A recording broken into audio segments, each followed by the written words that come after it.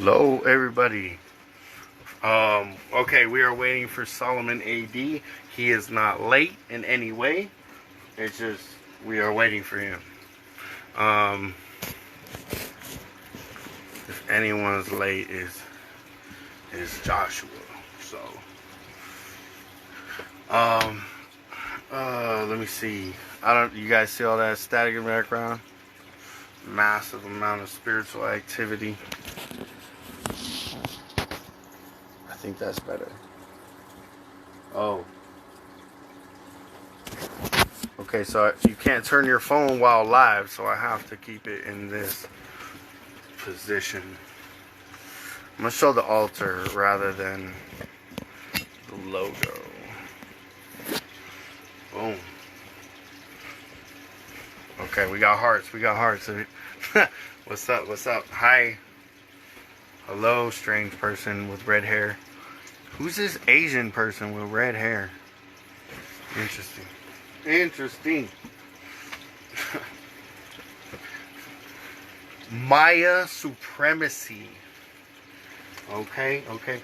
Aztec power. I don't know why. I'm just being like extra and putting the computer. Okay, that's too much. We're done. All right, I'm done. Shut it down. All right. Maya supremacy, Aztec power.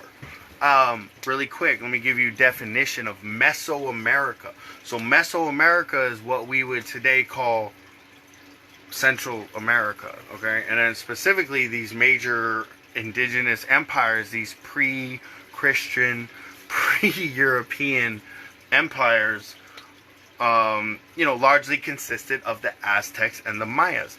The Aztecs were, brain fart right now. I'm going to say 7 different tribes. Could be 12. Shame on me right now. But anyway, it's the Aztecs weren't just one group. Like there were the Mixtecas, the Huastecas, the Zapotecs, the Mexica. The Mexica is in my opinion the most important group because the Mexica, Mexico, Mexico. Let me break that down for you, right? So what I just said was Mexica, Mexico, Mexico, Mexico. We call it Mexico. If we were from Mexico, we would call it Mexico. Before the Spaniards came, the Spaniards were the one, there was an X, and they didn't, the X in the language of the Aztecs, which is called Nahua, and in Nahua, the X is an SH sound. So it's Mexico. Okay? But the Spaniards came, whatever, so it was Mexico, and then we call it Mexico, because it's an X. Okay. But the people that were from there, they call Mexico, land of the Mexica.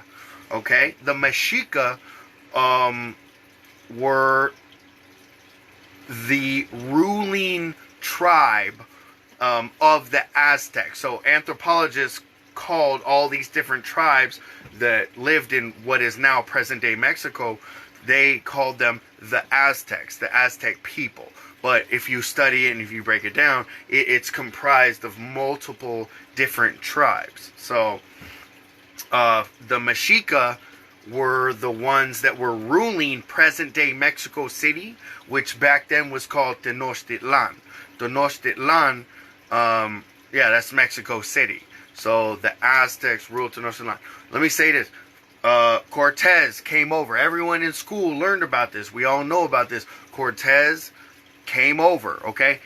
There was about 400 Spaniards. And they had armor and they had horses, which in Mesoamerica, in Latin America, in the Americas period, they were not horses. There were not horses.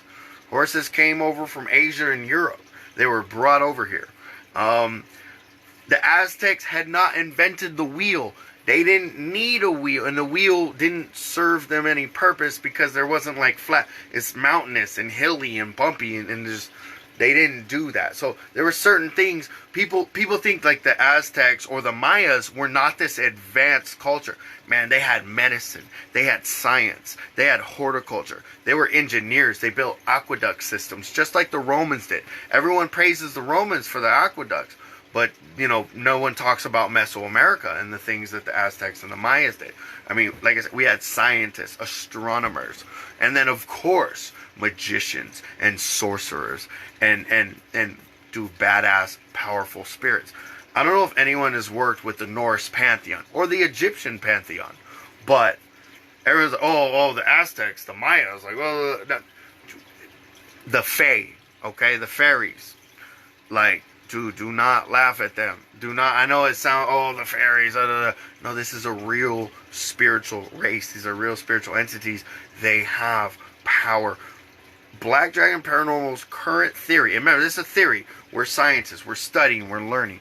Black Dragon Paranormal's current spiritual theory is that all the pantheons are equally as strong and as powerful. It's just different. So the voodoo spirits, the voodoo gods, Papa Legba, Ilegba, okay? Whether you're talking about the Loa or the Orisha, they have power. They're very, very, very potent and powerful, right? It depends on the spirit. It depends on the who and the why and the all that. And everybody who's watching right now, thank you for tuning in. Thank you for listening. Appreciate you. We're waiting on Solomon. I don't know. Let me check my messenger really quick. And I know I was just going off on some Mesoamerican education, but excuse me. Let me see. Hold on. Alright. View Solomon's story. Alright, we're going to do this live. I'm going to view his story. He's got some Maya stuff. Dude is super authentic and legit. Like, he's working with these deities, the Mayan deities, on a daily basis. And some of y'all, like, you guys want to get yerba mate. Imagine that. Yerba mate. After being tortured by Sisin. Oh, hold on. Wow, I just lost it. Okay. I'm not going to go back in that. But anyway.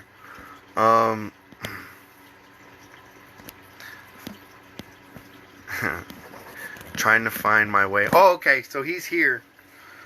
Hey, okay, okay, Black Dragon, all hands on deck. We need technical support, or anyone just watching. If like, how to bring someone on live with you? What do? Oh, request to be in your vodka. To be in your vodka. You hear that? Requests to be in your vodka. Okay, add viewers to be in your broadcast. Yes. So I just hit a switch and it allows a viewer to be on the broadcast. So, okay, wait, heart. Allow viewers to send you a request to join your broadcast. You can add them at any point.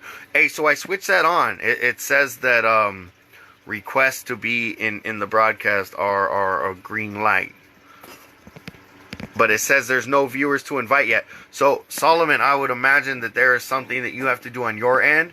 There's a small icon of like a person that's like a head and shoulders. And then there's a computer screen next to it with head and shoulders. If you hit that, you might find what we're trying to find.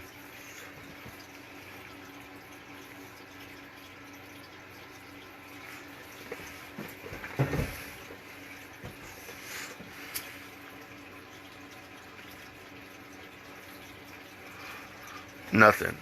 No update. I'm not talking to you, Solomon, but if anyone is trying to resolve this issue, will you please just throw up like an emoji really quick or something, a dot. Otherwise, I can work to find out an answer as well.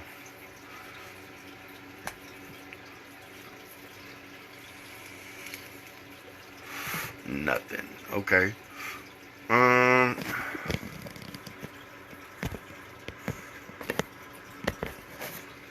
I think I need an invite. Okay. Well, dude, fuck. Oh, we can't do Zoom to... It says there's no viewers to invite. Um, support said something about clicking on my pro.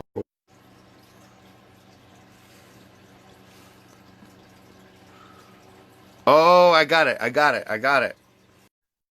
yeah. Okay. Why I get all excited right now?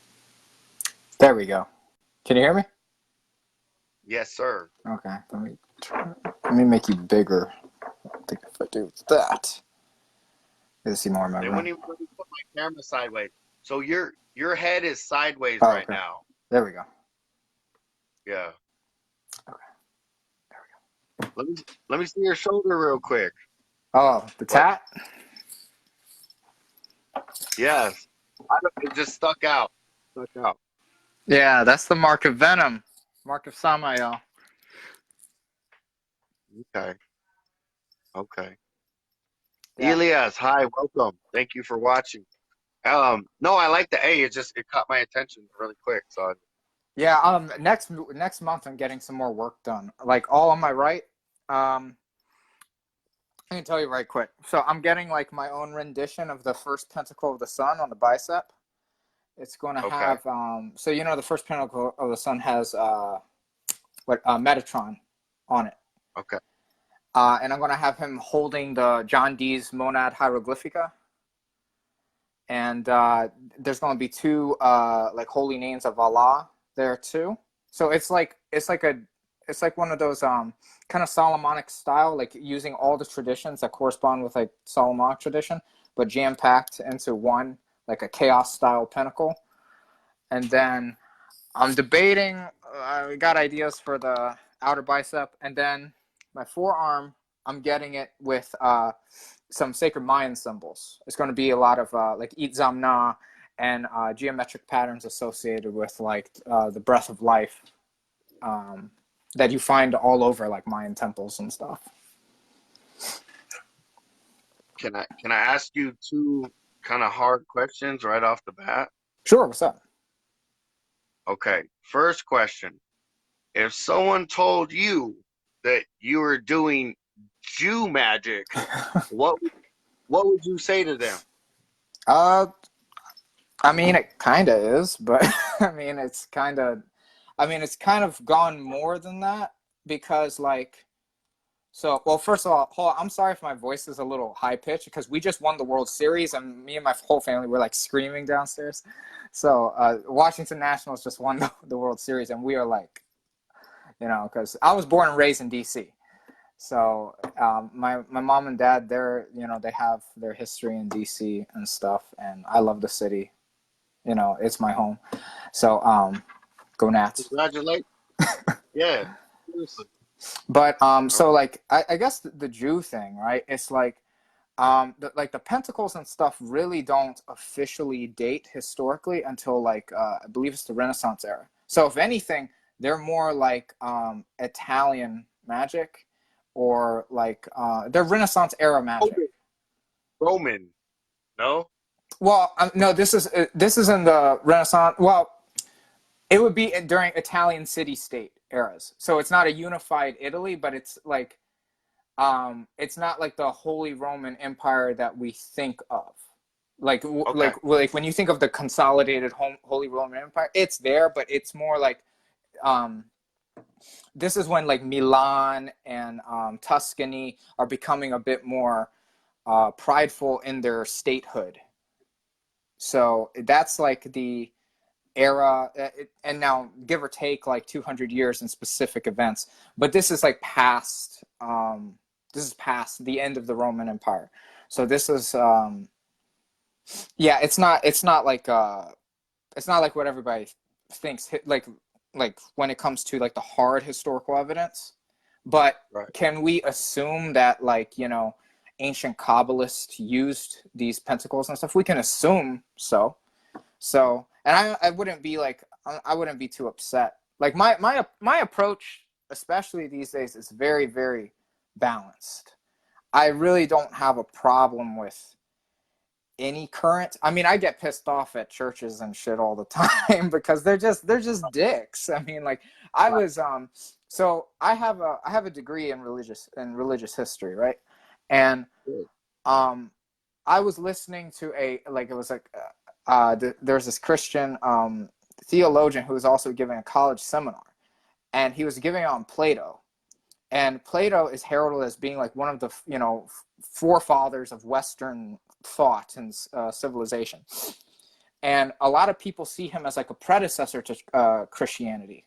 But the thing is that Plato is very into the occult and into the esoteric, Right. like everybody was. So he just starts like shitting on Plato, and basically saying how deceived he was and things like that, because Plato was trying to think outside the box of like what pre-creation looked like. You know what I'm saying? And it was just so narrow-minded. It was just so narrow-minded, and so like now I'm just going off on a tangent, but like you get what I'm saying. But I'm, for the most part, I have a pretty well-balanced spiritual diet with all the deities I work with. It wasn't always like that. I was going to say, I get a lot of balance instruction or encouragement from the spirits because of the Aztec things that I was involved with, and the four directions, the medicine wheel. I don't know if you're familiar with Ometeotl, the creator god of yeah. Okay, yeah. He corresponds to like a lot of people say like him and Hunabku are the same thing, but then there's a lot of discrepancy about Hunabku. Really, the more historical accurate of the two is Ometeotl. So, and you pronounce the L. I just want to get this out right now. So this gentleman here, he's going to be pronouncing the L on the end of these words. I am not going to be pronouncing the L. So we're saying the same stuff. It's just yeah. When it comes to the pronunciations, right? Because like I've heard a lot of mixed things, especially with like the Mayan gods' names. There's so many different ways to pronounce them, even with the same spelling, that scholars and locals say. Sometimes they say the same thing, sometimes they don't. So, for instance, I know there was a Mexican speaker on a newsreel that I heard him like Izpapalotl, right? He pronounced it Izpapalotil. So that sounds better. But Izpapalato, I don't, because okay, so you're supposed to like put it. You're supposed to put your tongue on the roof of your mouth, and you're supposed to emit sound from the side of your mouth while your tongue is on the roof of the mouth. That's how I learned, like with the L's in Nahuatl, in the Aztec. So it'd be like Nahuatl, like Nahuatl, and I don't want to be doing that all video long. Yeah. Going no, you know what I mean? Yeah. So I'm just not going to pronounce the L. But yeah, no. I told because for viewers, right? Correct. Exactly. That's why the language difference between Nahuatl and any Mayan dialect, right, is they might as well be worlds apart. They might as well be worlds apart because the linguistics are just so different. So it's like I know like the Aztecs, the Incas, and the Mayas, they get lumped together all the time, but linguistically, they are very, very different. Yeah, no, it'd be like Chinese, French, and Danish. Honestly, yeah, that's a great comparison. It's not like Chinese to Japanese. It's not. It's very different. Exactly. Whole other continent. Yeah, it's they were their own separate people, and that's why. And so in the promo, I said Maya supremacy and Aztec power. And that's it's hype and everything, but like the Mayas were great in their own respect. And the Aztecs were great in their own respect.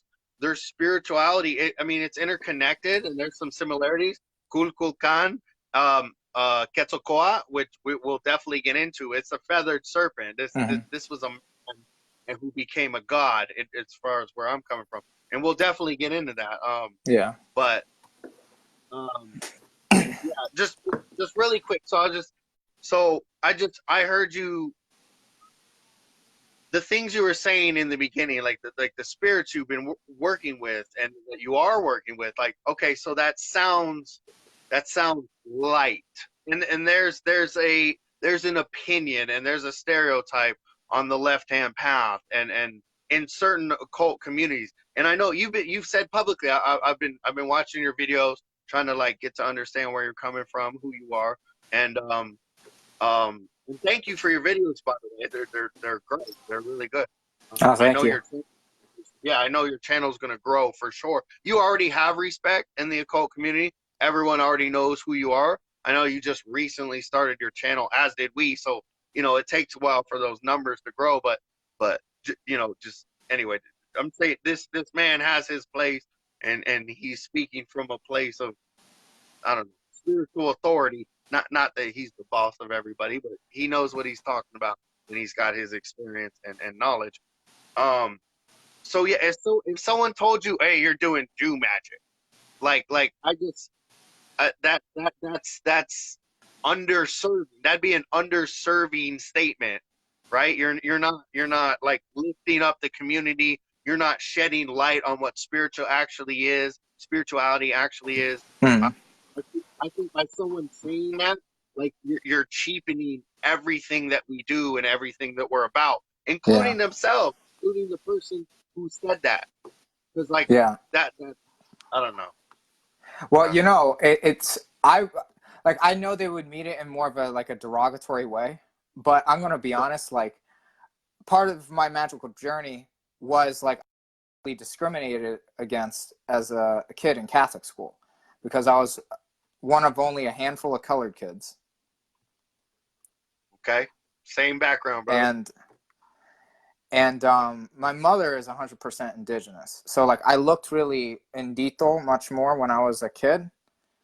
So Okay. like when I was always told that I was ugly anyway for being more indito than I was like more European. So when people say, "Oh, you're practicing Jew magic" and all this stuff like derogatory, um, that I'm a racial underdog in a way, or I've been treated like one.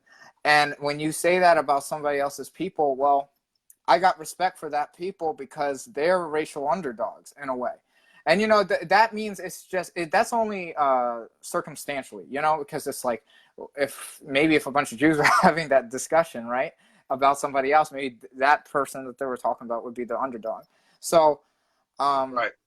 I don't like to get racist about this stuff because my job field actually has me working with people from different countries, and it's Right. if you spend enough time, and I've traveled a lot of places, man. You travel enough and you travel uncomfortably, you'll get humbled by somebody's culture, by somebody's land. So it's like with all like the racist shit, or like, oh, like these Zionists are trying to take over or some bullshit. I'm sorry, I don't want to curse like all like that, but like it's It just, is some bullshit. yeah. It's You're like right. it gets to the point where it's just nonsense. Like it's like we're pointing the finger and we're coming from a place of hurt or a place of judgments that is, it's not based in good decision making. Let's just say that. Thank you. Yes. Okay. Right there. Amen. Yeah. All right. Um, what was on? Okay, so Aztec power, Mayan supremacy. I'll formulate it this way. I don't know anything about anything. Let's say I am a person of color. I'm looking I'm looking into my indigenous roots or whatever. And I got into a lot of Norse stuff. Um, I don't know, for a lot of reasons. Odin was coming to me and appearing to me. I'm 12.5% German. I guess that like puts me in or whatever. But um, yeah, I was an Aztec priest for 3 years. I was in an environment. I was in a situation where I was surrounded by people who had knowledge of pre-European spirituality and religion. And it took me a while to like learn what that meant and to deprogram my mind. One of the major things that they taught me is like, this is the first thing. It's like I had to start removing European mindset from myself, because anyone who grew up in America or the Americas, or a European country, they have European mindset. And people are Mhm. like, well, what's European mindset? Like, well, before Europeans started imperialism, before they started colonizing the world and taking over and all this international trade routes and all that stuff, there were indigenous cultures all over the world, and they had their religion, they had their spirituality, they had their customs. You know what I mean? Yeah. And so getting rid of European mindset, deprogramming, was getting back to your roots, getting back to your original culture, getting with your ancestors, like learning who you are, where you come from. And so on all that, I don't know anything. I'm a newcomer to spirituality. You know, I'm looking into my indigenous roots, like who am I as a person? Where do I come from? Who are my people? And what was their spirituality? Who were their gods? Like who were their spirits? Like who were their guides and their guardian angels and their demons and their creators? So I would like to ask you, break it down for us. It as simply as can be, like who were the Maya people, and like what is a Maya? Like who are the Maya? Like, and who are their gods? Like what does all that mean? You know what I mean? What Yeah. does all that mean?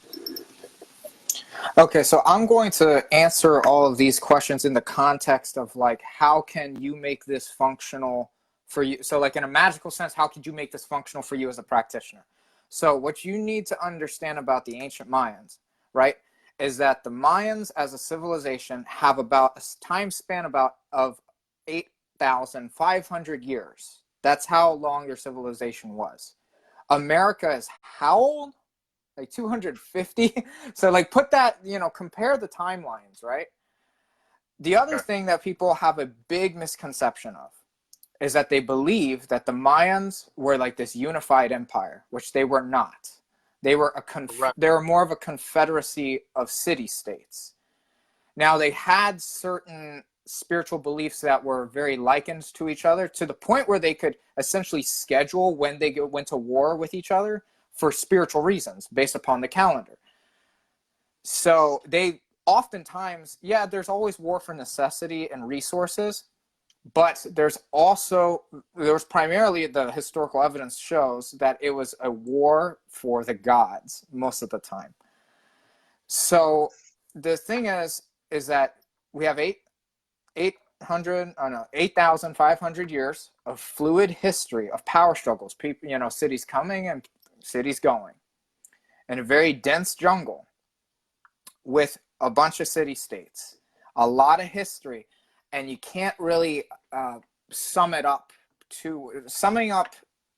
8,500 years. That's a tall order, and that's why so much is mysterious. Obviously, we know like the Spanish burnt the codices and stuff like that. But even if we had all the codices, it would have been really hard putting that history together, because their difference in culture from Western society, might as well have been two different planets. Really quick, can I just want to explain to people what the codices are. Mm-hmm.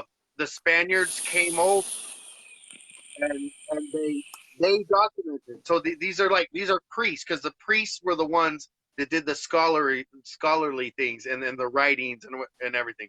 So yeah, the Spaniards came over, and they wrote in book. They drew pictures and they took notes. They interviewed indigenous people that remained after the conquest, that were still alive, and they took record. They asked them everything about their plants, their herbs, their gods, their medicine, how they raise their children, like everything you can think of.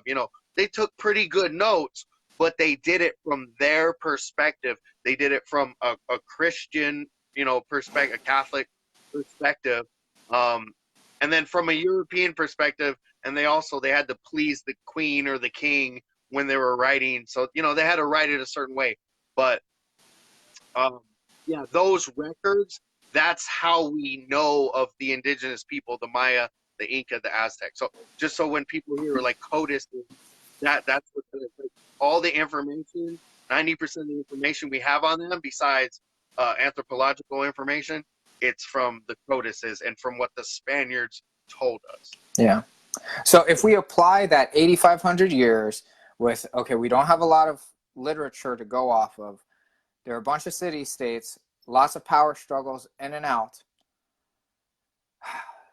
To pinpoint where you contact a god can be kind of fuzzy. So for instance, right, the gods that I work with from the Mayans come from all over the Mayan regions. It's not simply like one side and stuff. So, for instance, right, Kukulkan is the name of the feathered plume serpent in the Yucatan, Mexico region. However, where my mother comes from in Guatemala, and in near Tikal too, that's not the mountains, but that's the lake areas in the jungle. He's called Gukumats, but he's very much the same. This is why it's like, for instance, and also Kukulkan is kind of an odd exception too, because he's one of the oldest of all pre-Columbian gods. Like his history is actually pretty well documented on the pyramids, going back, like probably being the oldest of all those pre-Columbian gods that we know of, meaning that everybody pretty much knew him. So if you, like in my general practice, right, if you call on the name of Quetzalcoatl, you're going to get the same guy as Kukulkan. If you call Kukulkan, you're going to get the same guy as Gukumats. That's not the same, though, for every spirit, because certain spirits came at different points in time and things like that. But there's a mountain god that is still worshipped today by the Maya, but under a Catholic mass, kind of like how in Santeria they have Catholic saints take on the Orishas.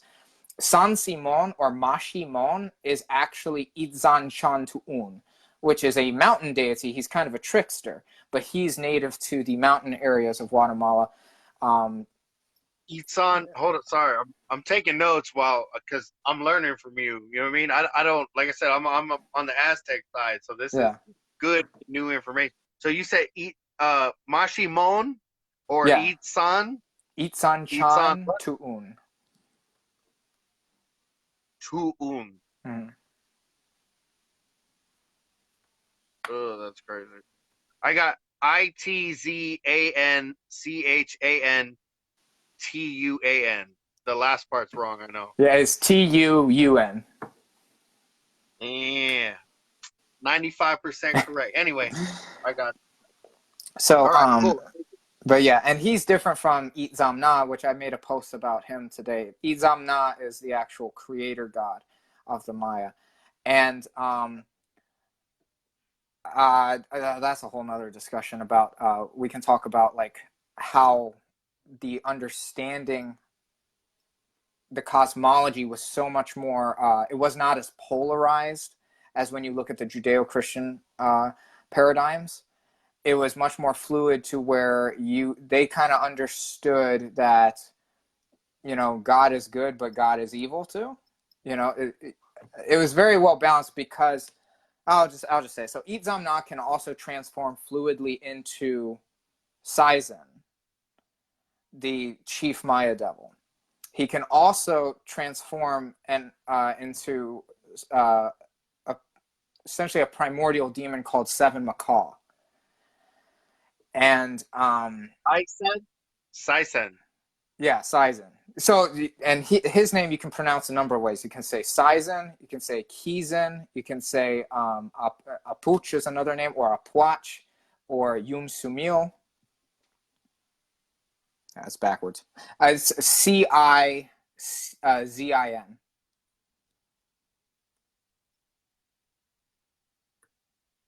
Okay. All right. So, and honestly,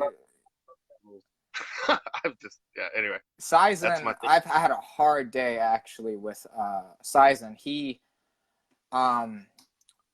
came to me today and he really felt it was basically like a Klipothic working. Like you think of the effects of a Klipothic working, like some deep ass shadow work. He put me through the ringer today. And it was taking me to a really hurtful place of like my deepest regrets. I just got a wave of sadness, bro. Like literally my eyes started watering right now. Oh, really? Jeez. Yeah, he's no joke. And there's a few spirits that I've dealt with personally that I've had some kind of interaction with where I do warn people. That's one other reason why I had to stop doing magical services, is because one of my services I offered was with Samael, and honestly, like Samael, he can just be brutal. And sometimes he just won't. He'll say, "I don't want to work with them," and so then sometimes I would have to summon Azazel for the work because he just didn't want to work with anybody. So,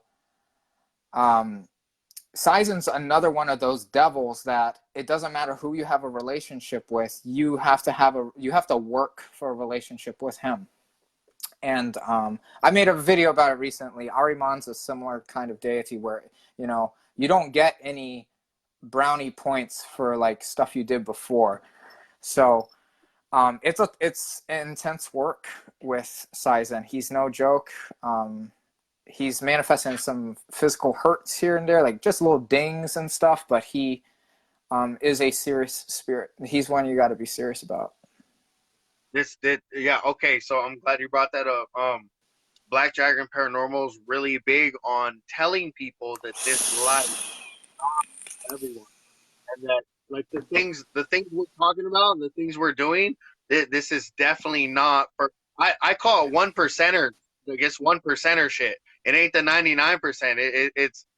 It's you know it's I don't know. It's up there. Like it's not for everyone. It's not safe. It's not. It's not okay. Like you're gonna take what the general population would call emotional, psychic, mental damage. Like you're gonna, dude, they'll destroy you, but they'll build you back up. Mm-hmm. People don't say that part. Like the Christians and the Catholics, they don't talk about how the demon will build you back up after the destruction. They just talk about all the bad stuff. Yeah. But it's cleaning you out. It's clearing you up.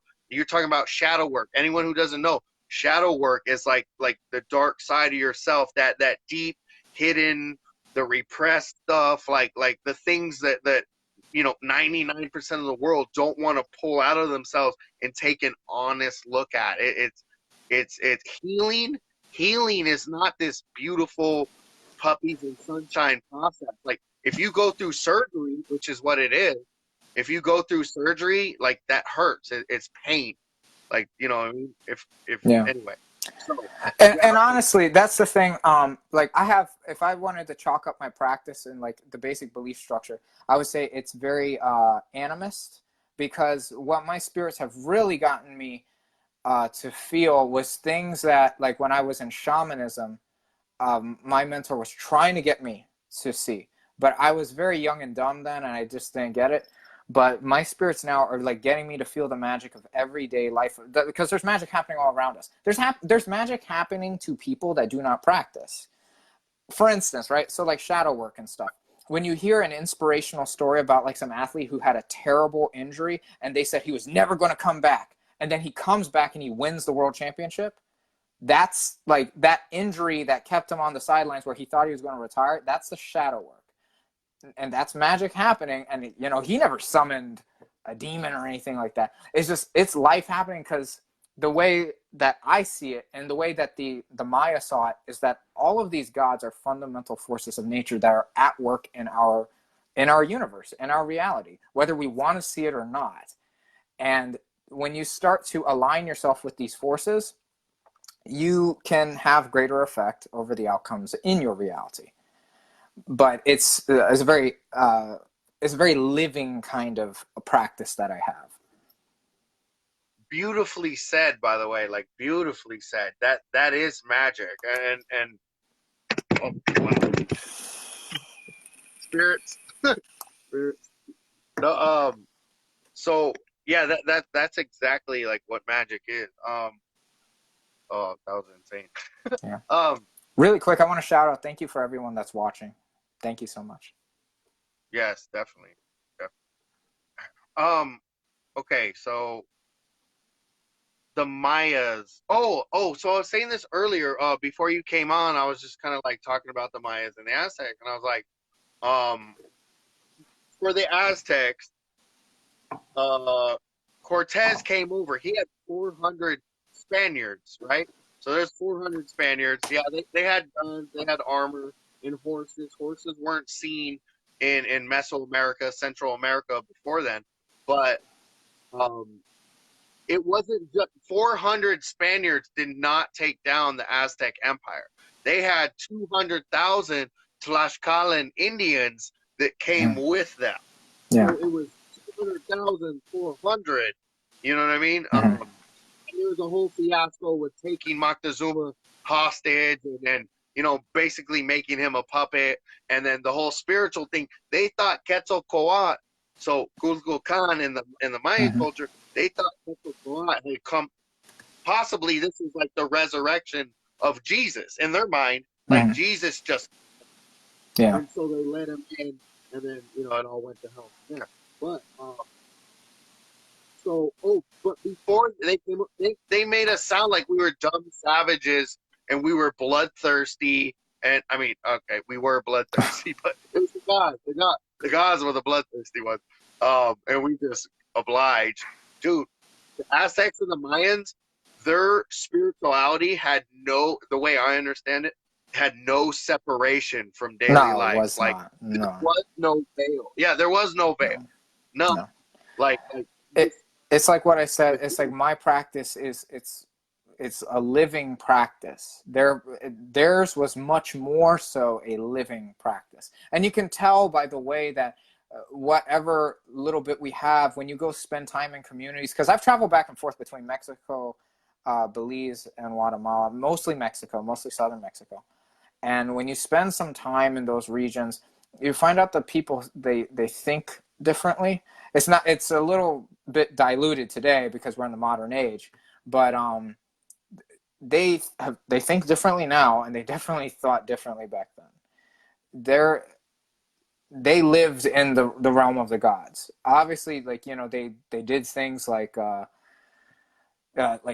they had their own form of psychedelics and stuff like that. They would venture into caves and stuff to commune with the spirits, to rip that veil even more off. But there was no separation. They were like debatably the most spiritual society in the world, especially at the time. Like when they were discovered by the Westerners, probably at that time. It's correct. debatable if you want to go through history, but probably at that time in the world, yeah. So So yeah, basically to break that down in layman's terms, the Mayas were magical as fuck. pretty much, yeah. I mean, ancient Egypt, like I tell you this often.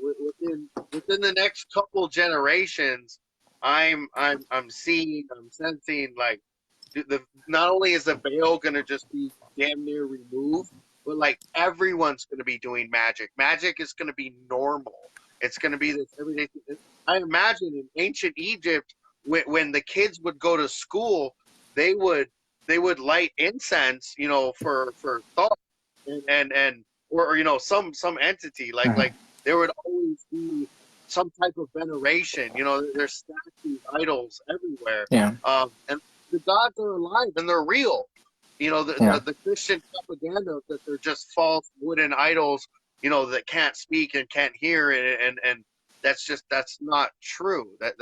That's not true. That there's millions of people around the world experiencing their own indigenous spirituality, and it's real and it's powerful and it's true. And real things happen in the material world. Manifestation occurs when working with these spirits. And you constantly outline that, like in your videos and stuff. You're constantly reaffirming that. Like I would, you do magic every day, as far as I see. Like with you're doing magic every day. oh totally. No, Um, there's not a day that goes by where I don't counsel or I commune with my closest spirits. Like they are a part of me. I've done specific rituals to bond them to my DNA, spiritual DNA or energy body. um so there is no, and in the case of like Tiamat, I'm technically like married to her in a way. So but what I wanted to say, like in a more like, because we're obviously like going into a new age of like where magic will become a bit more normalized. I think in another way we could say it is the concept of freedom of religion is going to get more liberal. We can see society getting a little bit more liberal, and I think it's actually, for some reason, I think we already see it with like the self-help movement, because you can trace like waking up every day, the positive affirmations that Tony Robbins does. You can trace that back to the Emerald Tablet of Hermes, you know, so, like the right, right, basic affirmations and shit, you know. reprogram the subconscious mind. As much as like a lot of magicians don't like them, a lot of those law of attraction guys are probably being more influential than hardcore magic is, because they're making magic so much more accessible to the normal person. And you know, I know a lot of people don't want to hear this, especially in the left-hand path, but like when enough like Christians look at this self-help industry and then they relate it to the Bible, they're like, oh, that's basically what I'm reading in the Bible, but these guys are explaining it better, like these law of attraction guys. Because the Bible is magic. I mean, Frederick Xavier just came out with a magic program just using the Psalms, because the book of Psalms is a spell book. That's what it is. If you recite those Psalms, you can have a magical effect on your reality. Now, you don't have to practice that kind of magic, but I mean, I think as magicians, we should take note. Oh, that book actually does have like magic in it, but it's being spun as it's like completely talking down to magic. And you know, a lot of magicians will cherry pick phrases from the Bible as much as pastors will cherry pick phrases from the Bible to say, see, the Bible says magic's evil, coming from like a magician, and then the pastor says the same thing. But it's like there's many different styles of magic in the Bible, for instance. So like Ars Paulina, right? That means it's the Pauline art. It comes from Paul, Saint Paul, who wrote the book of Acts. He summoned angels. In the Bible, he summoned ghosts.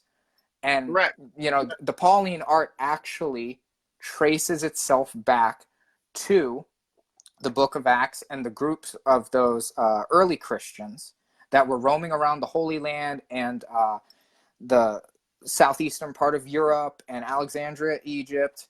They did magic too. It's just obviously not all of the Holy Scripture is canonized. Not all of the events were, recorded. Correct. And honestly, there was never an agreed upon canonization ever in Christianity. I recommend everybody check out Religion for Breakfast on YouTube. He is a PhD student, I believe, at the University of Pennsylvania, and his study of the Bible got him into studying the history of magic, because he has a great video of like how the early Bible got canonized. There was no church that agreed on what books would go in and what wouldn't.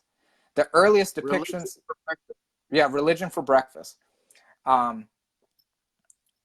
recommend everybody check his stuff out because it's professionally done, and it's using historical evidence to show that, wow, that no Christian church ever really knew what they were doing. So to say that there's one true word is ridiculous, but it also doesn't mean that it's without value. Like, you know what I'm saying? Because the earliest depictions of Jesus, like on a mural, like artistic depictions on a wall, have him wielding a magic wand, waving it over loaves of bread. Like, and the story in the Bible, bread, stones into bread, water into wine, and what have you. But yeah, I mean, it's that was canonized version. I got lost. Where were we before that?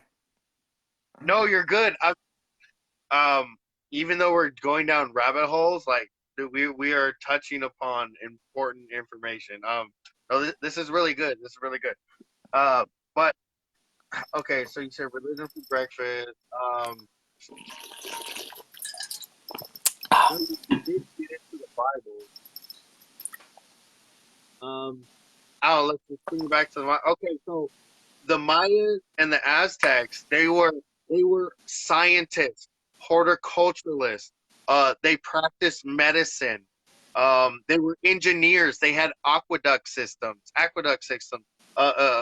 Much like the Romans.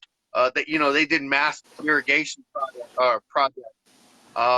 They built cities. They built temples. They built pyramids. They invented the number 0.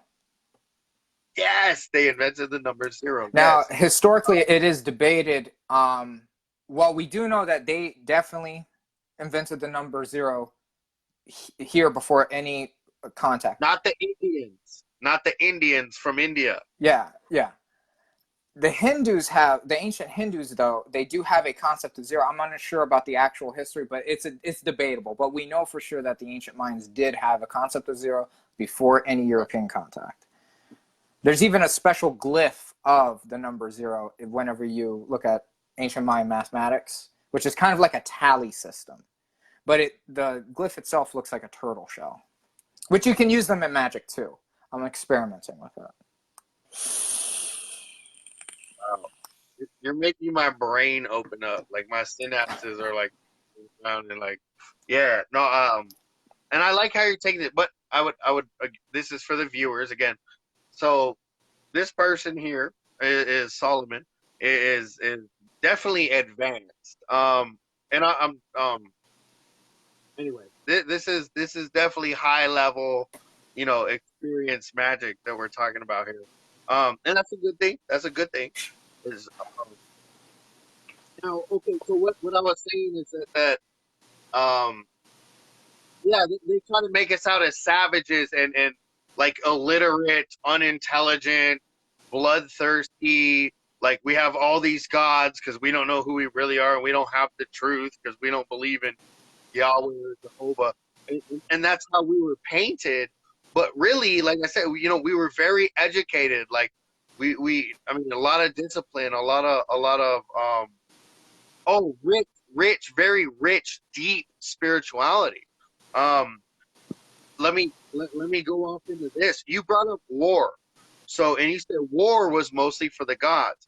In the Aztec culture, two cities or two tribes, like so the Aztecs were made up of different tribes. It wasn't just one people, it was separate tribes. Mhm.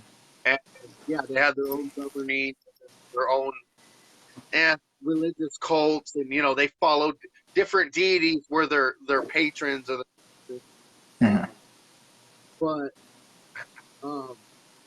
okay, when they went to war, it wasn't about kills. Like going to war wasn't about killing your enemy. You would capture your enemy. Yeah, it was more like You capture the flag. It was more like capture the flag. but with the human, but with Yeah, the with a whole act. human. And Yeah, it would either be a military leader or a political leader. Oftentimes, like, so in majority of Mayan culture, especially in the cult of Kukulkan in the Yucatan region, it was very much like the Egyptian pharaohs, where the king would have to go through at least a 3-day initiation of essentially stabbing his foreskin with a stingray spine and placing the blood from that on essentially something similar to parchment. The shaman would burn it, and based upon the smoke of the burn, Kukulkan would deliver his messages. So he had to go through an intense initiation that was more than just this. Think about it like it was. We don't know exactly what it consisted of, but it was a magical process. We can, as magicians and occultists, we can kind of assume like maybe there was some deep like shadow work involved, and then probably some kind of initiation of ascending the heavenly realms of the Maya. So there's 9 levels. So well, no, the underworld has 9 levels. It's called Xibalba. Xibalba has 9 levels, and then the heavenly realms have 13 levels. So 13 is actually the holiest number in Mayan cosmology, and same with that. Yeah, so like the pre-Columbian word of how you pronounce Maya is Mayab, and Mayab translates to people of the number 13. So if you relate this to Gnosticism, right, they say that there's 13 aeons. And if you want to get kind of nitpicky with the tree of life and count the trans-Sephirotic veils of Ayin, Ein Sof, Ein Sof 4, plus the Sephira, you have 13 levels. So at the tippy top of the Maya world tree, at the top of the Mayan heaven, you have Itzamna. And Itzamna is the god that bestows rulership. And really, like his avatar, like his messenger to the rest of the people was Kukulkan. So you could gain rulership through Kukulkan as well. So that's why sorry, the god you just spoke of before Kukulkan, what is his name? Itzamna.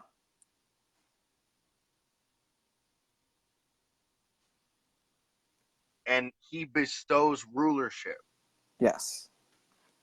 So he's like the quintessential highest emanation of the divine masculine in the Mayan cosmology. I love working with spirits. I love meeting new spirits. I'm hearing you say things, and I'm writing it down, and I'm writing the name of the spirit because I intend to at some point work with this entity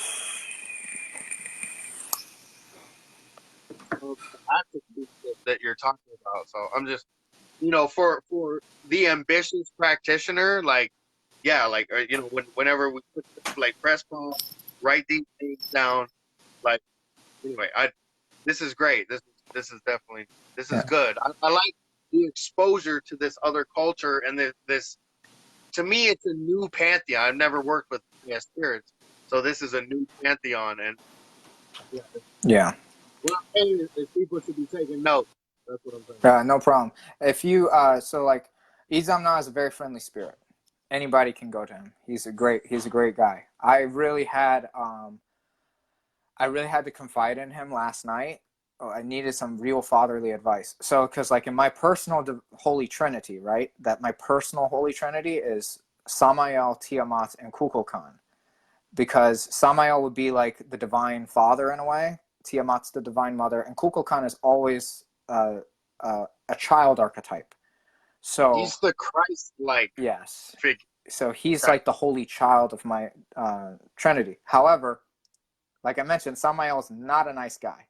So if I need a kick in the ass, I go to him. But if I need like a fatherly like hug, I'll go to Itzamna. So Okay. Yeah. yeah. Okay, so yeah, war. They would go, like, it's kind of like counting crow, which was that's a Crow Indian phrase. That's where it comes from. It like youngsters would be testing themselves in battle. It wasn't about like two tribes that had small numbers. This is in Minnesota, the Crow. They would, attack each other. Basically, they were mock battles, and they would capture rather than kill. Well, in the Aztec Empire, they would capture, but for sacrificial victims to be sacrificed to Tonatiuh, which is the sun god, or Xipe Totec, which is the god of fertility, new beginnings, whatever the reason. And it was based on religious holidays, festivals, like you had Yeah. mentioned. And this was a holy war. It was a spiritual thing. Now, yeah, if you capture the general, oh my dude, you're getting super hooked up when you get back home. Like 10 you're points. getting a brand new house, you're getting a Bentley with the suicide doors, you're getting, you know what I mean? You're getting the promotion. Like you're, oh well, okay. So honestly, you're gonna get Jaguar, you're gonna get Jaguar furs and Quetzal rooms, right? And you're gonna get Jaguar gold. minks. Yeah. Yeah, Jaguar meat, and you're gonna get jade. They're gonna sprinkle jade all over you, and they're gonna sprinkle copal. Copal was Yeah. very present and important. So for all Mayan spirits, I use copal. It's like Correct. I use copal all the time. No frankincense, no myrrh. I'm not saying they have a problem with that, but it's like they will come for copal. And Yeah. What about black copal? it's hard to come by, so I only use white. And I've like all the resin I got when I was in Belize and Guatemala last year was just white. So honestly, if you can like there's this good brand. It's sticks, and they use real copal on the sticks. And I don't know the brand off the top of my head, but Yeah. it's really good. Like you've probably seen it in my photos and whatnot. But hey, there was a statement somebody left. First name starts with a L. Name escapes me, but about the strength of Mayan gods. I want to highlight this because this is very interesting and it's very unique to not just the Mayans but the Aztecs, but it's unique to these pantheons, and that is this. There may be a game changer with these spirits because it's the concept of human sacrifice. And here's I'm not condoning human sacrifice whatsoever, but if we look at modern occult practices, right, or like J.S. Garrett, he's a big proponent of animal sacrifice in Left Hand Path style magic, right? And I know from my time in Santeria that animal sacrifices do play. They up the ante. on the energy, right? So the thing is, and like from blood magic, right? Like when you offer your blood, you really add some power to the ritual. But we're talking about gods that have been offered literally tens of thousands of people over 8,500 years. And then you tack on some more 100 years with the Aztecs. That's something very unique to the power set of these gods. And that's why I think on a power scaling concept, that's a game changer. It's an untapped resource of power that occultists are not familiar with. Because, again, I'm not saying it's right to in our modern days to sacrifice a human being, but you have to take that into consideration. Like there's like what was it in the Aztec War of the Roses? There's something about like 20,000 people getting sacrificed at Tenochtitlan for in a day, like to it may have been Quetzalcoatl. I don't know which god it was, but it was Tonatiuh, the sun guy. He's the guy in the middle of the Aztec calendar. Yeah. Yeah. Oh, okay. Yeah. So it's like, and this was going around with a bunch of different gods and stuff like that. So it's an untapped resource that I don't think a lot of occultists they don't go to because there's a lot of cultural differences. There's not a lot of information. And occultism is mostly run by what? It's the Western school of thought. And then what would be the second biggest to that? It would probably be like Hindu type magic, like mantras and stuff, like the second most populated kind of occultism. I would venture to say it's that. I don't have like any spreadsheet that says that, but I'm just taking a gander, right? Okay, I'll roll with it.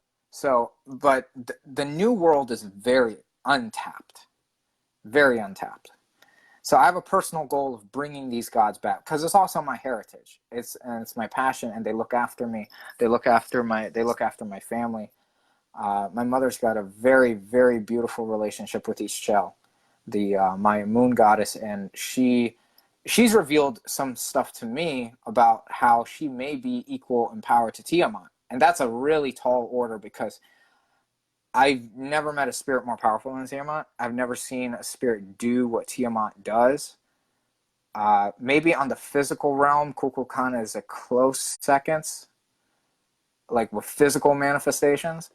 But Astral had revealed to me that she can ascend to the highest of feminine consciousness, to where it's like names don't even apply. So and more powerful than Lilith. Lilith is another entity that can ascend to the highest feminine consciousness, from what I know. I think that's what a lot of people refer to as the Sephirons or the Sephirans manifestation. That is one face of like the highest level of feminine consciousness. But I know Tiamat is also an emanation of the highest feminine consciousness, like a supremacy level of power. Does Tiamat have any correlation to Jormungandr, the giant snake of the Norse pantheon? Are you familiar with? Briefly, but I don't have enough information to comment on that, to be honest. So, but in the Mayan cosmology, right? Here's something interesting. The Mayans believed that the universe was coiled inside of a serpent. Yes. Same with the. So, and that, if you know anything about Mesopotamian mythology, we live inside of Tiamat. We live inside her corpse.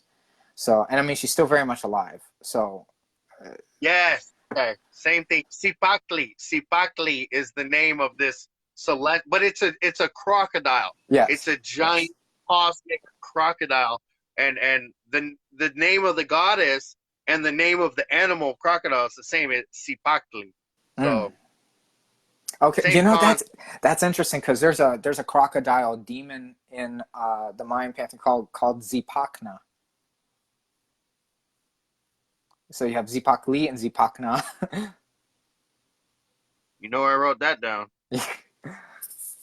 All I heard was demon crocodile. I was like, yep. And it's a primordial. It's not just a demon of like the underworld. It's a demon prior to creation. So it's like a Sephiroth. Yeah. Wow. it's like a Tiamat. That's how I would, because Okay. I don't know too much about Sephiroths. All I know Okay. is like word of mouth and just what Lilith has told me. So yeah, I'm not the I best am to in love. comment on that. I'm in love with Sephiroth. But did oh man.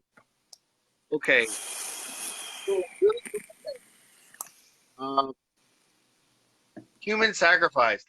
Another hard question. You're very advanced. I know you can answer this, but um, in our modern era, and I'm speaking from an occult black magic angle here, but like, so how could you? And I'm not talking about physically, obviously. I'm not talking about killing a human being physically, but how can you sacrifice a human being?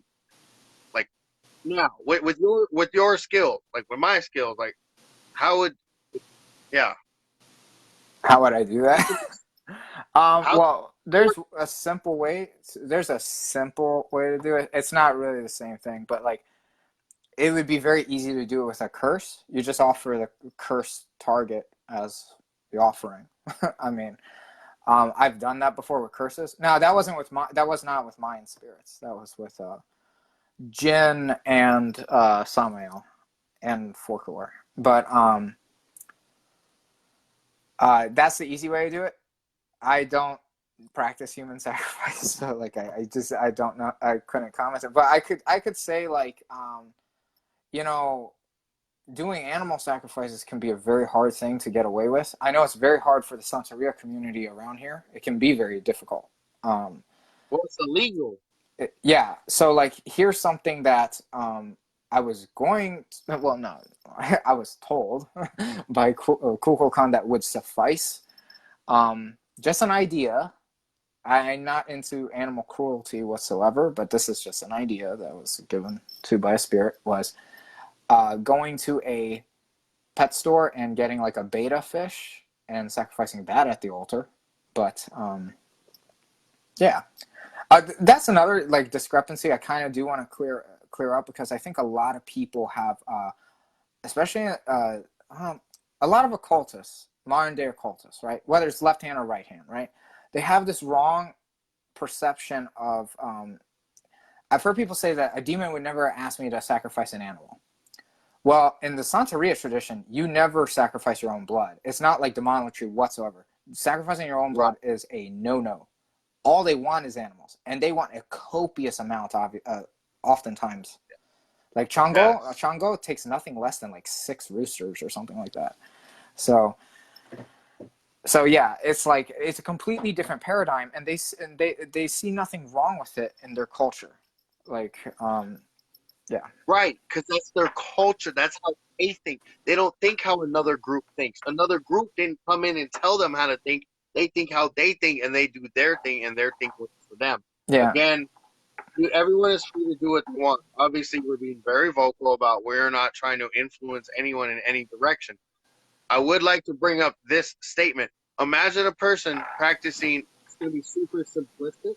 Imagine someone practicing voodoo, and they're not sacrificing 6 roosters. Okay, they're just doing the veve or the sigil, right? They're doing the veve and charging it. And they're talking to the spirit versus the person who does go out and get 6 roosters and then does all that and has all that amount of blood.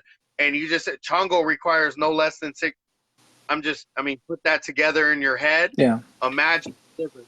You said specifically the word power level. Imagine the difference. And again, this is black magic. This is not made for everyone, and not everyone's invited. But and again, we're not saying do this stuff. There's so much magic you can do that doesn't involve any of this. And there's a lot of powerful blood magic. You prick your finger, you drop some blood. Yeah. Very, very powerful. And I mean, that's definitely taboo. This is taboo what we're talking about for sure. yeah, and I mean, it's like so like right hand path people will say like only heinous people, devil worshippers, sacrifice animals, and then devil worshippers will say no, it's that nasty Jehovah. Just look at the Old Testament. He asked for animal sacrifices in the 6th and 7th books of All Moses. day, every day. So it's like to say whether you're on the right-hand path and you're superior to devil worshippers because they offer their own blood, or you're a demonilator and you say, those Jehovah worshippers are offering animals, and that's heinous. You should only offer your own blood. Well, the guys in Western Africa, like in the Yoruba traditions, they had no influence. There was no prior to Jehovah ever making it over there, right? They were sacrificing animals, and it was the norm. This is an anthropological study. This is not just like a polarized ethics study. People do things very differently, and obviously here in pre-Columbian America, we were cutting hearts out and stuff. So it's savage. So yeah. Oh dang.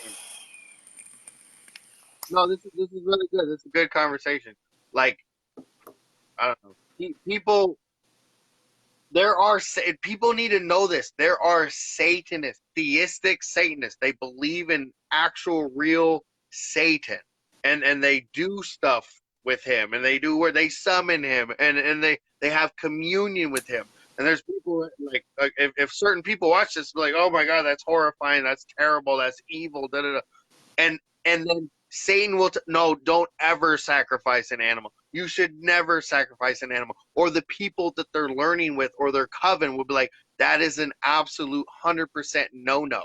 And just people out there need to know that there are legitimate, hardcore, balls to the wall, like Satanists, and they're like, no, never, ever, ever sacrifice an animal. And just that's a culture, that's a belief, that's something that's out there. And that literally contradicts the whole Illuminati, reptilian agenda, Satan, Hillary Clinton bullshit, where they're like, Which, fun fact about me, I actually used to be a conspiratorial conservative Christian at one point. At one point, this was after my occult practice. This was like, I had done 10 years of occult practice, 10 or 11 years of occult practice. And then I got the shit scared out of me by these Christian documentaries. Like that were actually more about the Illuminati. And then my subconscious mind got so screwed up because of that. Like my spirits were freaking out, and I thought, oh my God, that's right, Jesus. But obviously I'm back in the occult and stuff. I'm like a hardcore magi. But it's, first of all, it's not like that because it's like, shit, I do more heinous things than some of these alleged Illuminati organizations by the way I interact with spirits. Like, yeah. And I will say it's like, the Jesus story is kind of long, but like, let me just say, I'm going to have to make a YouTube video on my channel about that. Let's just say I still work with that spirit. He's one of the best healing spirits ever. Like, I have a crazy story of where I had a situation where I had Lilith and Samael, and we were about to go screw somebody up. And they said, I'm going to let you feel what you're going to do to your victim. And then after you feel that, I want you to go invoke Jesus and then go give this person a hug. Because you don't want that smoke with them. You don't. Like it wasn't because like I would have demolished them. And they left me in tears for like an entire day. And then I was like, I can't do this. I can't do this curse. And they recommended Jesus, Yeshua, whatever, like to go and perform a healing rite. And I did, and it worked. And I still work with Samael. I still work with Lilith. I'm closer with Samael than I am Jesus, but Jesus, he came through. Like, I've practiced magic with Jesus, and I'll probably practice magic again with Jesus. So, I know that's a rabbit hole. That's a rabbit hole. No. Mind equals blown, but I've said this before, and we've said this on Black Dragon. Like, hey, your favorite Satanist works with archangels, or your favorite Luciferian summons archangels. Like, and for some people, they're like, what? Like, how? That makes no sense. And look at you, like, you obviously, dude, you're talking about Samael and Tiamat, like, yeah. You know what I mean? Like, obviously, you're a dark sider. I mean, in part, at minimum, like, I would say a fair assessment, like if you want measurements, I'm 51% dark, 49% light. Okay. Because I work with, like, honestly, works. And it works because honestly, like Kukulkan, right? He's more of a light entity than he is dark, for sure.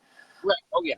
He says, like, first of all, he'll protect you, but like to do a curse, he was like, nah, go to Samael Tiamat. I don't want to do it. Only if it's like a real emergency will he get into a curse, because he's a healer, you know. Right. He's the savior. Kukulkan's the savior of pre-Columbian America. But if you really want to, if you really want to, like, a mind smash, right? Here's one occult perspective of the New Testament where Jesus is 40 days in the wilderness fasting and he's talking to Satan. That's a shadow working. That's a Klipothic working. I was told that by, who was I told that by? I think I was told that by Tiamat or Samael. Isn't that that was Gamma? my. No, that specific. Well, no, that's not Gamma. Like, he wasn't offered like sex or succubuses or incubi. No, Like, he was offered the versus, world. So he was but probably yeah, a Thagirion. yeah, okay, yes, Because it but had to it do was. with. Dude, oh my God, that's so tight that you said that's like it's a clipothic spear working. Yeah. That's exactly what it was. I even had my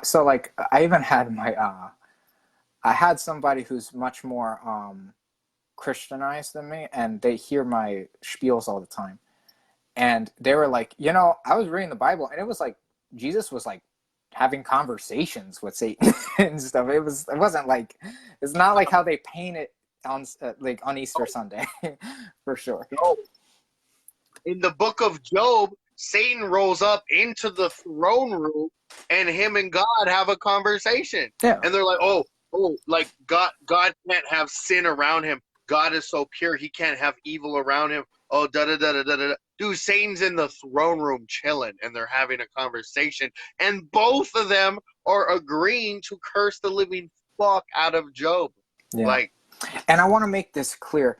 I'm not saying because there's a lot of, I've worked with a lot of demonolators where they see Satan as their highest divinity. I'm not saying that is wrong. What I want to segue this off to, because this has to do with the Maya. If you look at, there are like people that I believe are meant to kind of stay on the darker side, and there are people that are just meant to stay on the lighter side. It would not be healthy psychologically if they tried either one, and it's healthier for them to stay. But if you look at most pagan societies, right, throughout history, Norse included, ancient Egyptian, especially the Mayans, they had a veneration for their sky gods and for their underworld gods as a society. Balance. These are the lessons that Tiamat especially was really trying to hone into me. be light and dark. The way that I have been broken down this revelation is that spirituality is kind of like a diet where, you can have people on the complete right-hand path that are like total vegans, right? But then you can have people that only eat meat. And some people say, oh, well, that's not healthy, but that's not healthy either.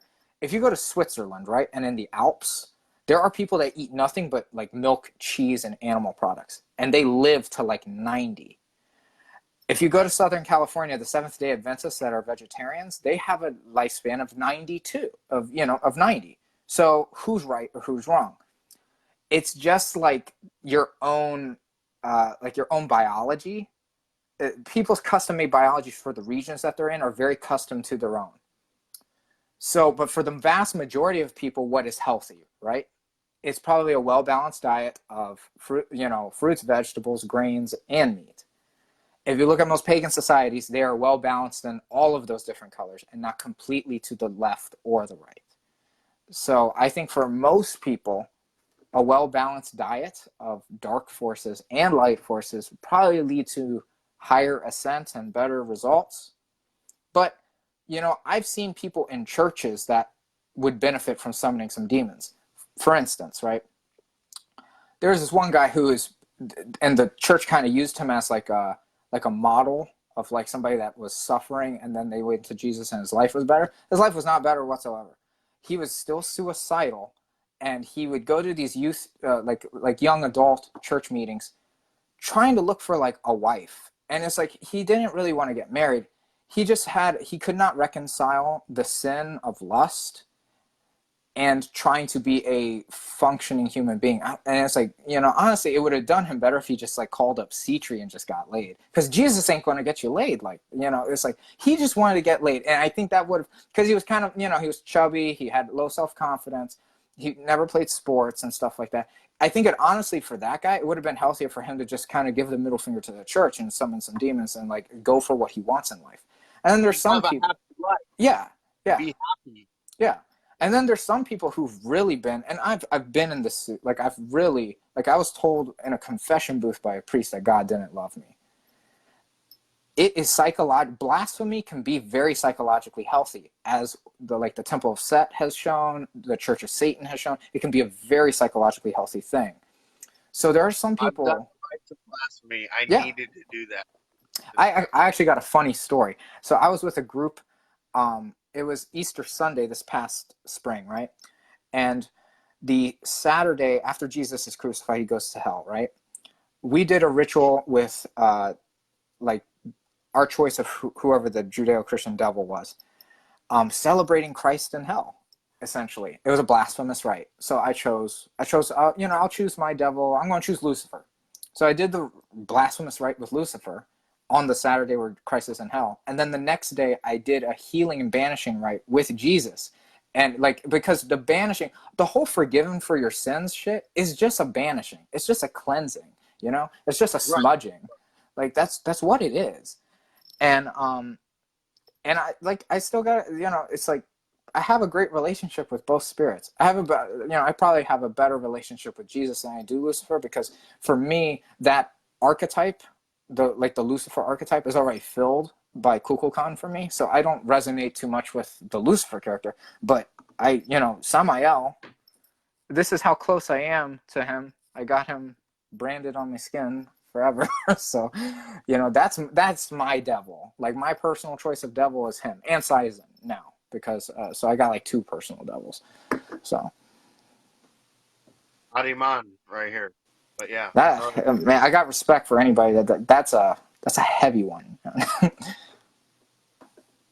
Oh, I almost died twice working with him, but the dibs won't let you die, so it's kind of crazy. Yeah, I was poisoned. Like I had a horrible eye infection given to me by Samael that kept me on bed rest for 2 weeks. The funniest thing was that the doctor who examined me, her name was Lilith. Yeah. That's so beautiful. Oh my, Like that is her birth name was Lilith. What are the chances, right? those aren't chances. That's divine intervention at its finest. Yeah. Yeah, and it was like she had basically come to me, and she was like a very Lilith kind of character. She was a very like empowered female. And when I had got a message from Lilith during that time, she was like, "I'm here to take care of you, and I'm going to heal you." And this is crazy. She healed the eye infection, and I was like completely okay for like a day. And on a Tuesday, day of Mars, Samael being the archangel of Mars, right? The eye infection came back within a couple of hours. And I was like, I went up to Azazel and I was like, what the hell is happening? And he was like, Samael wants to talk with you. So, and I saw Samael in the most grisly form I've ever seen him in. He was just like beckoning me, like smiling, like a half bear, half ape thing. Yeah, he was because he's the venom of God, you know. So he's physically hurt me. Like that's what I'm saying. It's like spirits can physically hurt you. I will say though, there are some that do it more than others, like Ariman, like Sizen, like Samael. And that's why those spirits are definitely, even for the advanced practitioner, I don't think they're for everyone. No, you gotta be. Yeah. Anyway, no, they're not for everyone. Yeah, you're talking hardcore shit. And people, there's a difference between a demon and a devil, and we won't get into that right now. Yes. I recommend a book. Living Spirits by B.J. Swain. I know that guy in person. He's a fantastic magician. He's an expert in the field. He's a personal friend and a mentor. He goes into the very fine and important details that distinguish demons from devils. I suggest everyone check that out. Yeah, no, I need to as well, because like I can feel the difference between a demon and a devil, and like I try to explain it to people, but it's still kind of obscure. Like I can when I see them, I can see the difference, and I can also energetically feel the difference. There's a difference, but Hello, okay, Elric. so Somebody said hi. So what's up, bro? Oh, you're good. That's our ODD brother. Um, how have they looked at? Okay, so human sacrifice. Okay, we're gonna go into vampirism and our specific spirits that we had mentioned, but really quick, because we keep talking about Quetzalcoatl and Kukulkan, and they're I mean that's one of the most, if not the most important entity of those pantheons. So this the feathered serpent, right? It's a Lucifer figure. It's a Jesus Christ figure. As far as I know, like from I used to teach cultura. I used to teach cultura. But Aztec culture, indigenous Mesoamerican history and stuff like that. Didn't get into the Maya too much, but I know that Quetzalcoatl, he was a man. He was an actual man. He was a priest, and then he became a leader, and this was of the Toltecs, of the Toltec. And the Aztecs came from the Toltecs. And like the way that he talked about spirituality and the gods and the things he instituted for a civilization and for a people, the Aztecs, I mean, they didn't do that fully, but they took his place of philosophy and they made the Aztec culture out of it. But then also, the story is there at Tezcatlipoca. Have you heard of Tezcatlipoca? yeah, the evil twin brother of Quetzalcoatl. Tezcatlipoca is the Ahriman of Mesoamerica, right? He's darkness. He's the god of the north. He's the jaguar god. He's night. He's chaos and destruction. And the Aztecs were terrified of Tezcatlipoca. Like if people saw a jaguar, like it's over. Like, oh my god, you know what I mean? That was Tezcatlipoca visiting them. That's interesting because in Mayan culture there is a jaguar underworld god, and actually the ancient ruins of Tikal is one of the most famous Mayan ruins. The patron of that city was the underworld jaguar god. So and the Mayans have of course, but they have a jaguar god, like you just said right now. Yeah.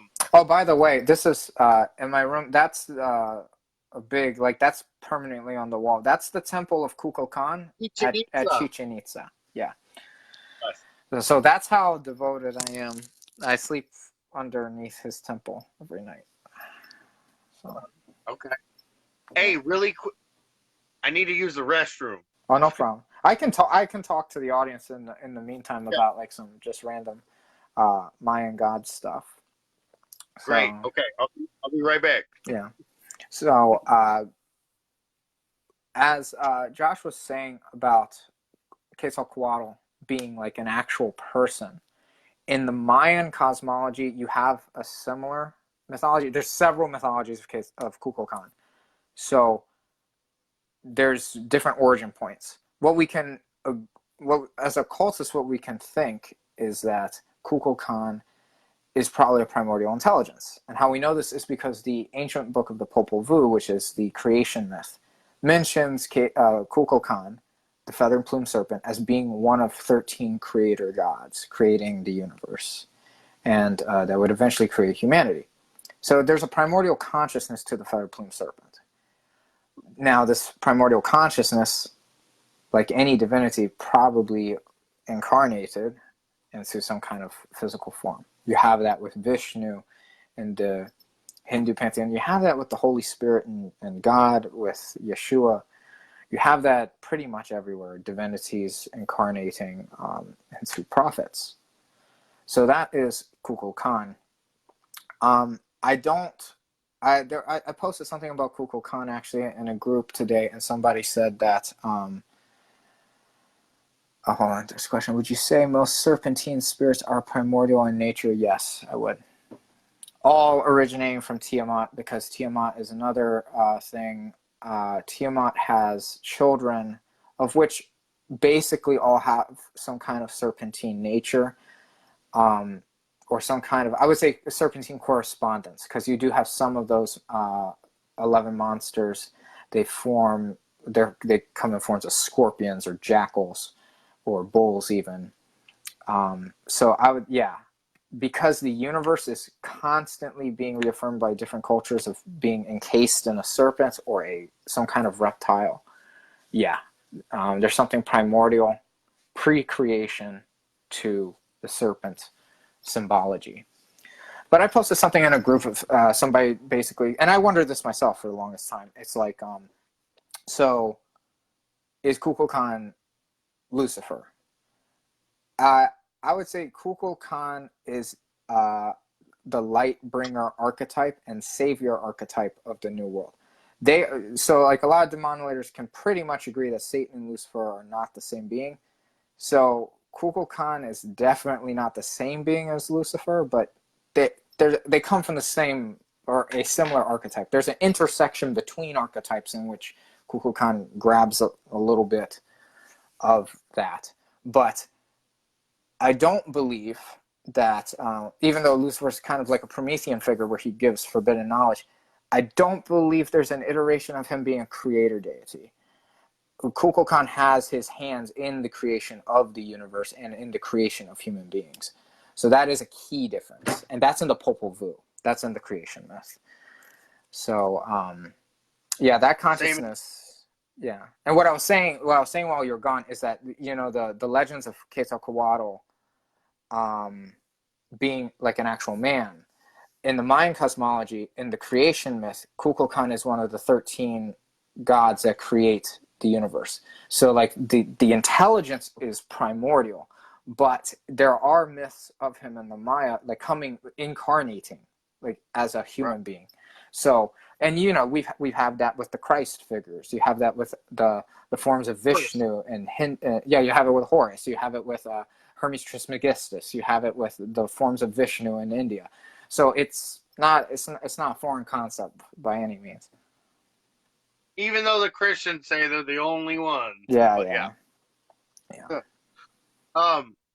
Okay, so vampirism, vampires, like when someone mentions vampires, like the last thing you probably think of is the Mayas or the Aztecs. But the Mayas and the Aztecs, they had vampire, I'm sure, gods and goddesses, or maybe just goddesses, because the one I specifically know eats papalot, and that means obsidian butterfly. Mm-hmm. Papalot butterfly. Each flea is obsidian, and she's a stellar vampire goddess. That's her description, a stellar vampire goddess. But yeah, like I said, so the last thing someone thinks about when they think of these two cultures we're talking about are vampires. Tiamat, the mother of all vampires, right? Like she created the vampire soul, correct? Yeah, but it's like, oh God, Tiamat, man. She basically created everything. She's taken me on a wild ride. But she has the vampiric component, like the vampiric origin, at least energetically speaking, comes from her. I don't think anything in the real historical record like illustrates that. I maybe suggests that maybe, but illustrates it like probably not. But she has done like vampiric, like I've done vampiric things with her. So like, you know, when you have relations with a spirit, like we've done that in kind of a vampiric fashion. But you mentioned Itzpapalat. So that's a very interesting deity to me. To me personally, that's the most interesting of Aztec deities. Recently, and I mean within like the last 48, 72 hours, I made a connection between Itzpapalat and a Maya god, a goddess called Ishtab, the suicide goddess. She's the goddess of suicide in the Mayan pantheon. I gotta look back on my notes about why. I can't, and I don't have enough information to actually say that they correspond to the same. No. But there is a vampiric quality to Ishtab. Let me tell you this. So even in modern day, How do you spell that real quick? Ixtab. Okay. So this mythology, this folklore exists today in modern day Mexico, Guatemala, and Belize for sure. May even on Honduras and El Salvador, but I've never been to those countries, so I don't know for sure. But like my mother would tell stories of how like my abuelo, right? He heard these stories and he actually saw the spirit. So in Central America, there's this like this mistress spirit that wanders around at night and seduces like drunk men, and she seduces them like behind a tree, and they're never seen again. So that's kind of like a vampire, but Yeah. that folklore comes from the suicide goddess Ishtab, because the I can't remember the name now for what they call that woman. It's not La Llorona. It's not La Llorona. That's a different mythology. I was just gonna say, like, It's Llorona not. or what? It's not. Yeah. It's a different story, but it's basically a derivative of Ishtab. So it's like Ishtanaya or something like that. I gotta look back at my notes, but that's the vampiric quality of Ishtab, and I didn't know that. I didn't make those connections of the linguistics until recently, this week. So Ishtab and Itzpapalat have a vampiric connection right there. And honestly, the names are similar, but I don't want to jump to conclusions. This is a side note, but I'm asking personally. So, like, jade and obsidian were the primary stones or gems of the Aztec culture. Gold was as well, but that's not relevant to what we're talking about. Yeah. Are there entities with the names obsidian or jade in their names in the Maya culture? I don't know off the top of my head. There was an obsidian jaguar, but I don't know how I just have the English translation of the name. I think that's actually the underworld jaguar god, but I don't recall the Maya name for him. A quick note about the jade, though. The jade used, like Maya jade, is not like Chinese jade. And I've been with the gods with the Mayan gods. I don't want to say this is unanimous, but Kukulkan will not accept Chinese jade, because Chinese jade, if you look at it, it's like lime colored and it's kind of like holographic. You can look through it. Whereas Maya jade is almost like, it has like a marble consistency to it. It's much more like it's like murkier. It's like much more murky than Chinese jade. It's a specific kind of jade native to Central America. So. Right. I know exactly what you're talking about. Yeah, so like I brought on Kukulkan's altar, I have real Maya jade from Guatemala. I made sure that last year when I was there, I got my hands on some, and it can be rough jade, and he's fine with that. So. Okay. So. Yeah, a stellar. Oh my gosh! I just saw something. I just had a orb, like an orb on the ceiling. No, it was a wisp. But I swear it was a butterfly wing. Like it was wispy form. Itzpapalat. But it was literally like a wisp. So it was like a wing came through the ceiling, but like a large butterfly wing. Like that's wonderful. When Melly called me the other night, right?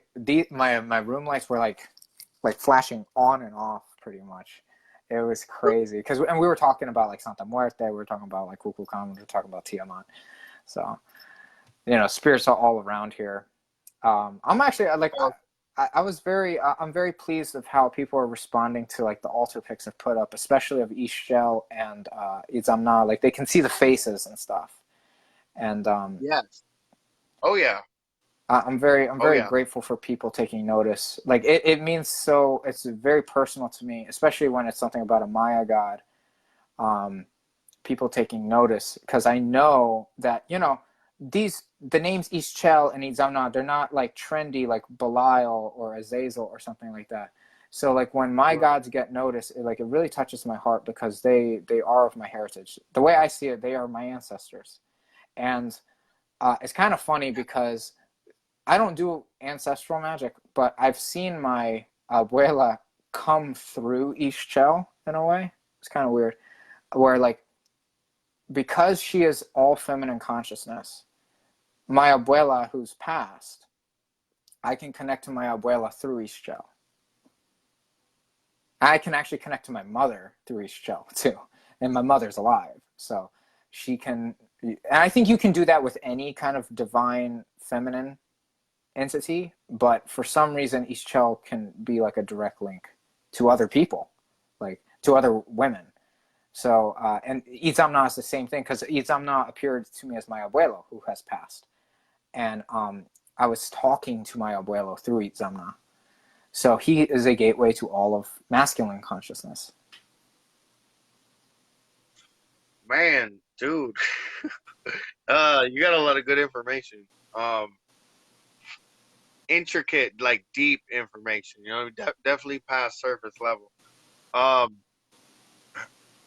was I gonna say? That's a really good point right now, but okay. Answer. So I would like. Okay, so just coming from a common sense level and knowing about magic, it's like you just said like they are my ancestors. You're talking about the Mayan gods, Yeah. the gods and the gods. They are my ancestors, and with that type of that mentality is important. I mean, it's like a hack or a shortcut. It is. But if a person did get there, like, hey, no, the Aztec gods, those are my ancestors. Like, dude, that's my aunt, that's my uncle, that's my grandfather, that's my you know what I mean? It's not the immediate family, but if you get that in your mind, like, no, those are my ancestors, and we're connected. That is my immediate family, and you're rolling with your ancestors. Your gods and your goddesses are your people, and they're your culture, and you can connect to that. And I keep saying mentally because I'm talking on the mental plane, which will then translate to the astral plane, which will then manifest in the physical. If you get there, that's powerful. That's powerful magic in and of itself. Just mentally being in that place, which you just mentioned, and I just learned another thing I need to incorporate into my magic. I need to get there. It's definitely, it's emotional and it's a mentality, because there's been times where, you know, when me and my family were visiting some ruins, or like I went out with my mother last night on a walk because Ischel told my mother to take me outside to feel the evening breeze. I think she was like just doing some kind of astral thing in the background. But there would be times like we would just be brought to tears by the thoughts of the gods, by the names of the gods, because we feel like they are our family. Like I've been racially discriminated against for my native heritage.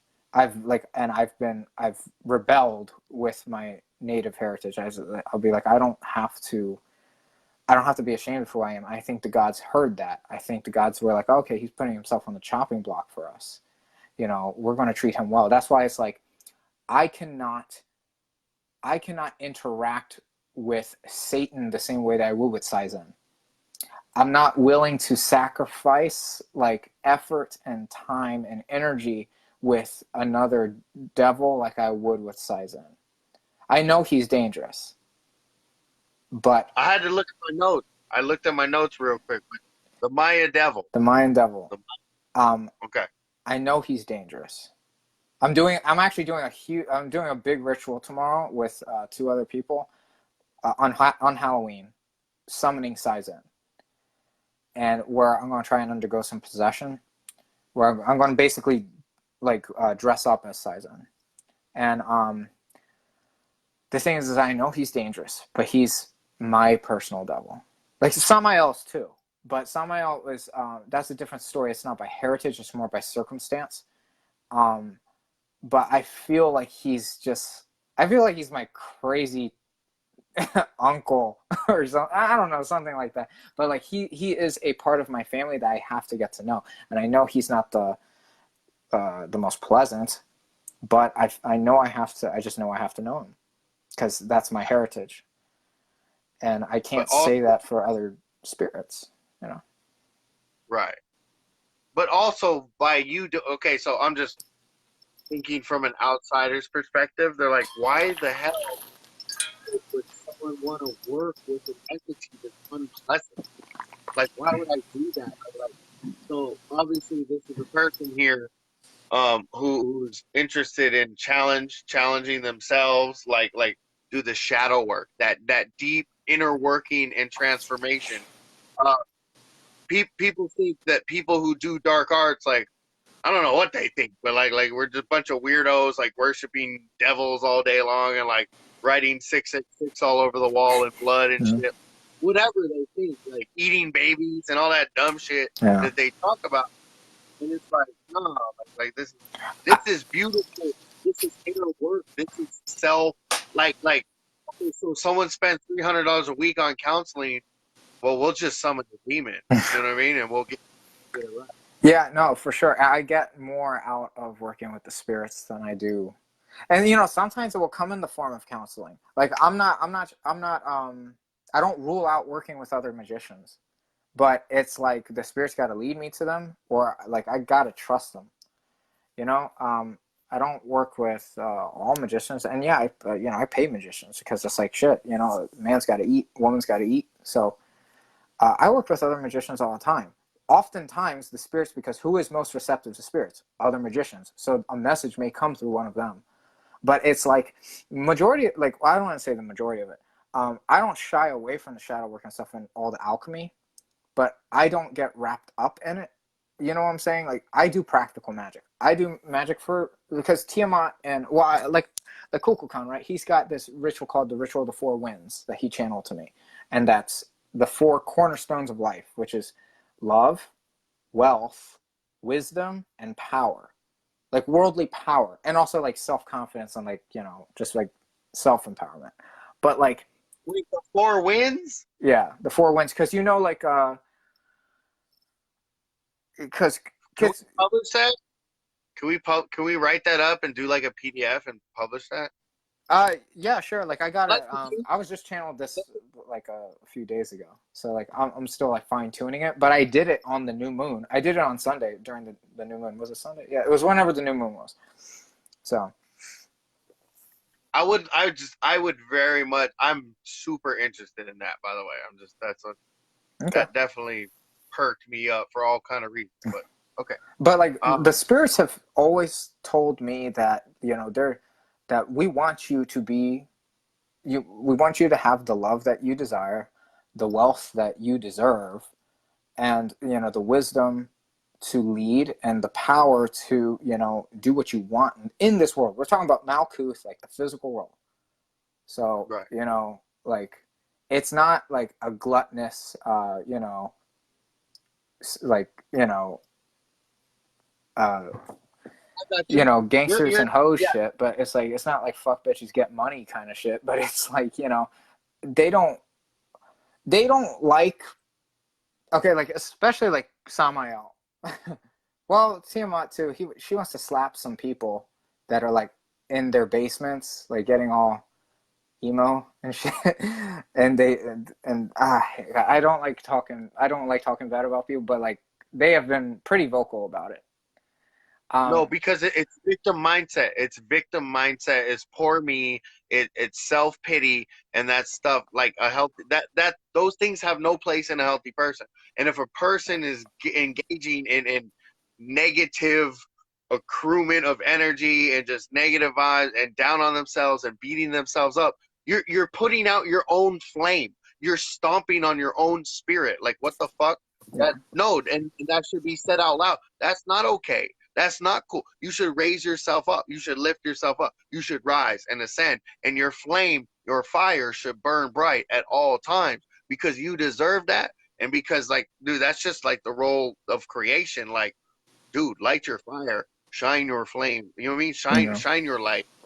Like, dude, fuck all that. Hold me down, blah, blah, blah, blah, blah. I mean, yeah, dude, take your own. And dude, we want all the goss and the emos come listen to what we're talking about.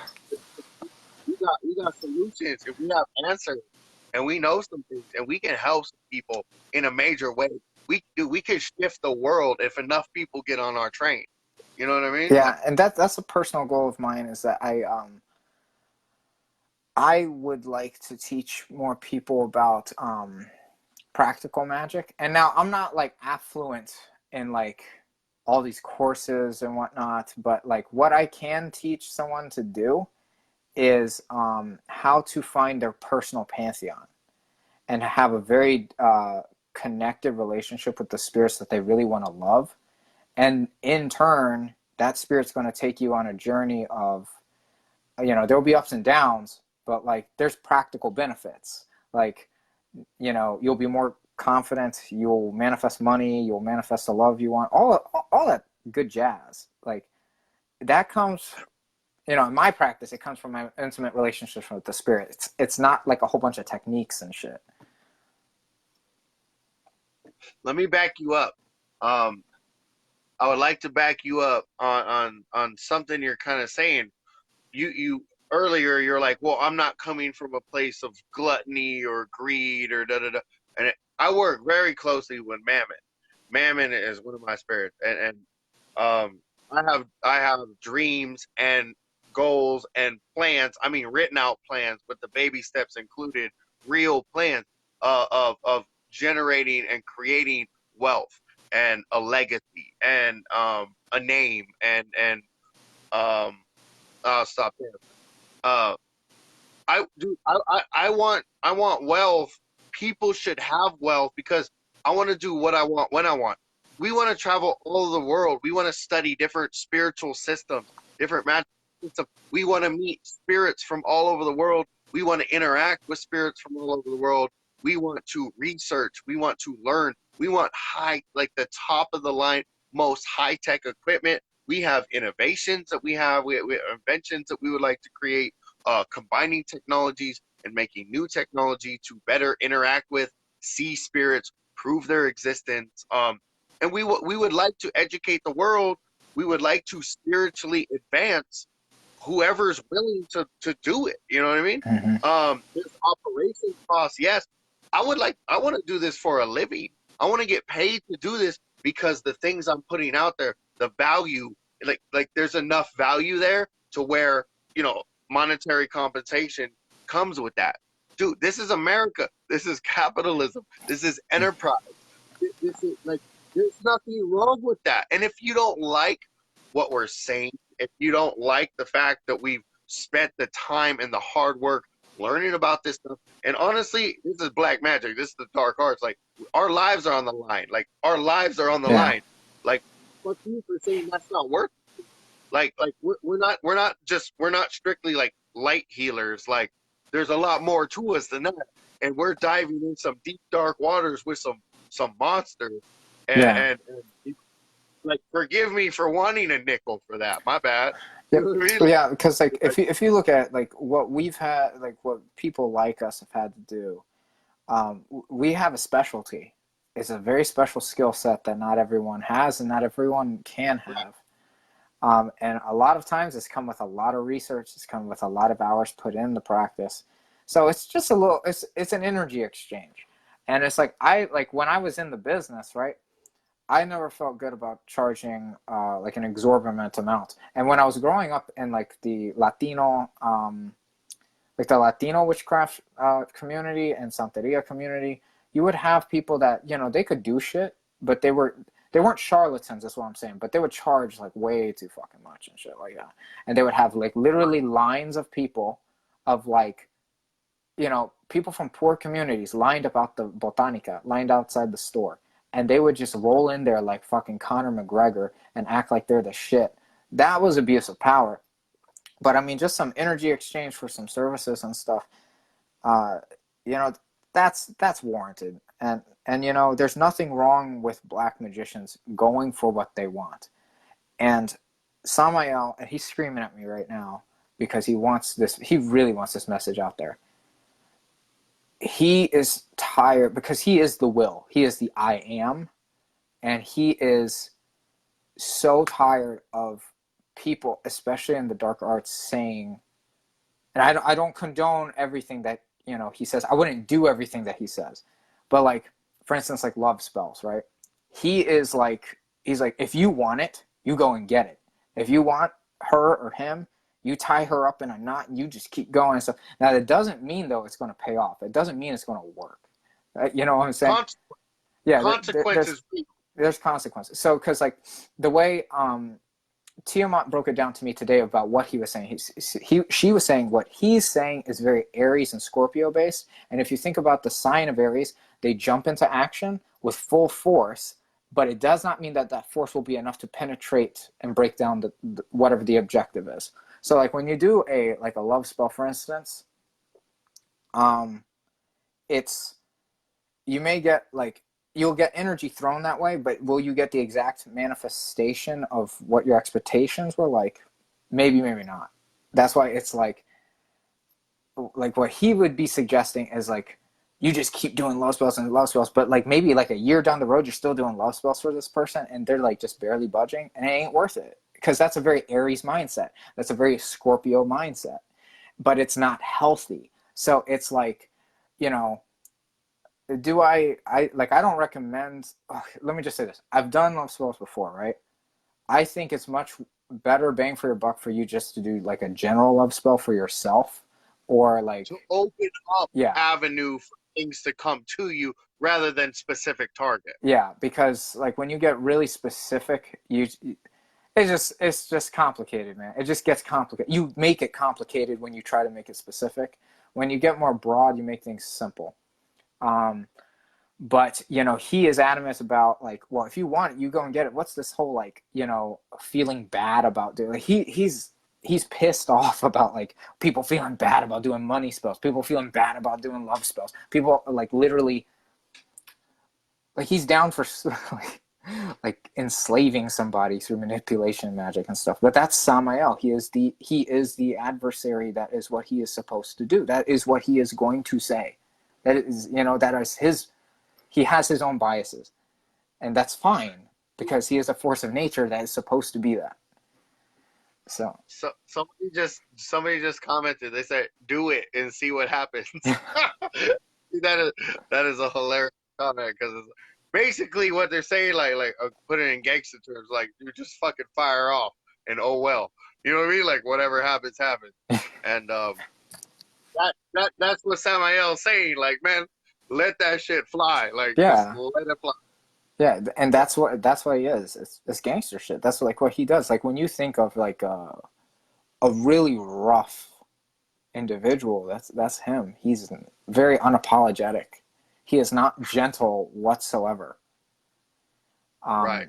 Like he's shown compassion at times, and it is not compassion. Like he said, I don't need like I asked, like I can never really tell if you're there for me or not. And he's like, I don't need like they need.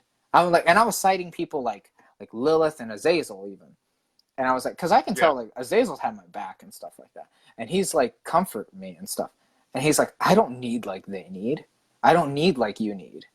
And he's just a rough, you know, thing. I don't even think we put Samael in like the title of this discussion, and we're talking about him a lot. But like, yeah. Hey, well, I have no problem with him manifesting and getting out some things he needed to get out. So, yeah.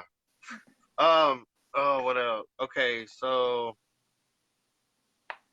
Oh, hey, is there a meta god for the Mayas? Is that even a thing, or so, or would that be the creator god? So terminology. Oh, wait, so like here's so like the terminology, right? We don't know of it yet. The suggestions that are illustrated in like the Dresden Codex or the Popol Vuh that I've mentioned suggest the illustrations, like the actual pictures and like where they're situated upon, shows that like Itzamna and Ishchel, them becoming the highest emanations of those intelligences, like a feminine intelligence or a masculine intelligence, that would be like the equivalent of a meta god.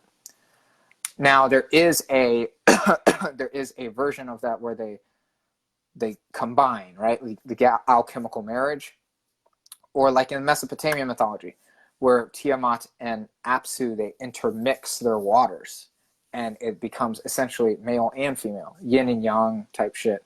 And Hunabku was rebranded to be kind of like the pre-Columbian yin and yang thing, which is based off of Omateo. So that would be Ansu. Oh no, Apsu. So Apsu was the first consort of Tiamat, the very first masculine intelligence.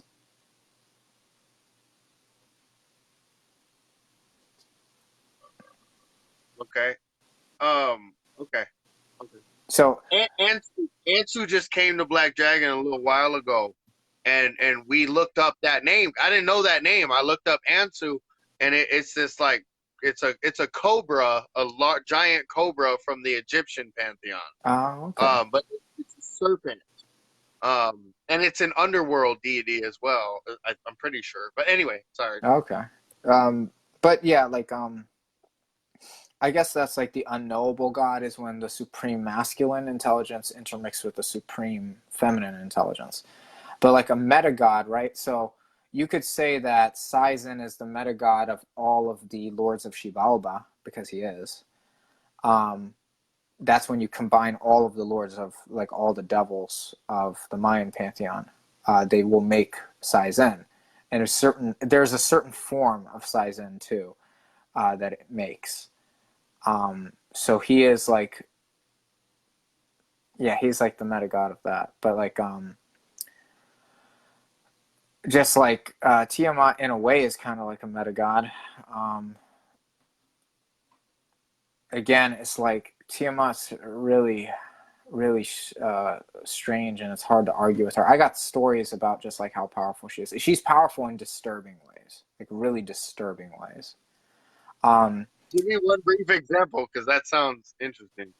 So, as far as spiritual feats go, she's probably got. She's well, no, not probably. She has the craziest spiritual feats I've ever seen. As far as physical manifestations, it's either between. I can't go into detail about, but she manifested an actual physical tablet of destinies, kind of in a way for me, where everybody, it was like the most special day of my life. It was actually last month, and my whole family was celebrating. I had like 100 people celebrating for me that it happened. The other greatest physical manifestation I've ever had was with Kukulkan, where you can actually I know it's on Facebook, you can probably YouTube it too. In around April or March, there was a dust tornado at the temple of Kukulkan. Me and Kukulkan did that. So, and there was people like dancing with it, at it at Chichen Itza. Me and Kukulkan did that. That was probably like one of the coolest physical manifestations I ever had. Probably my most powerful. It's like actual raw physical. But spiritual feats of strength I have seen Tiamat do.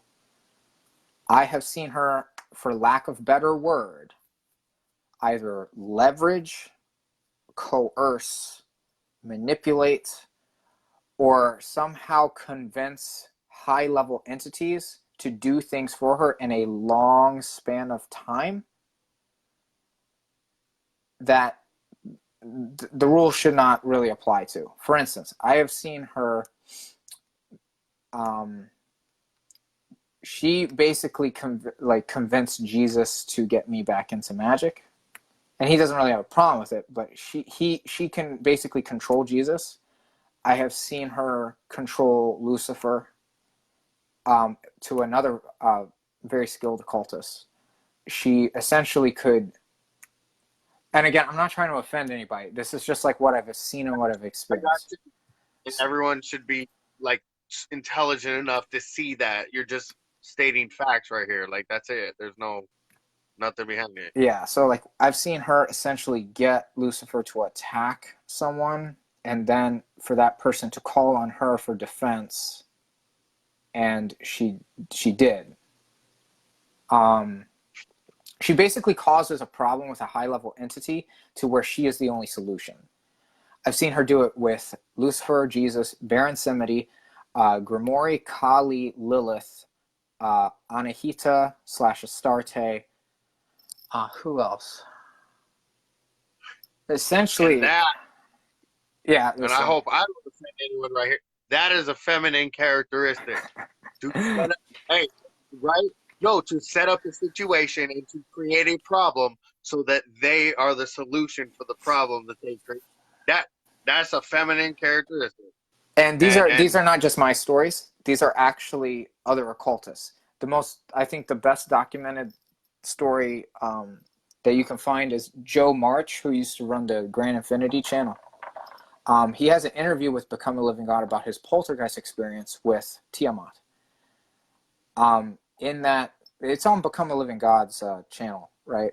And he basically illustrates how she sent this super powerful poltergeist into his house. He did every banishing in the book and sought outside help, and it was not enough.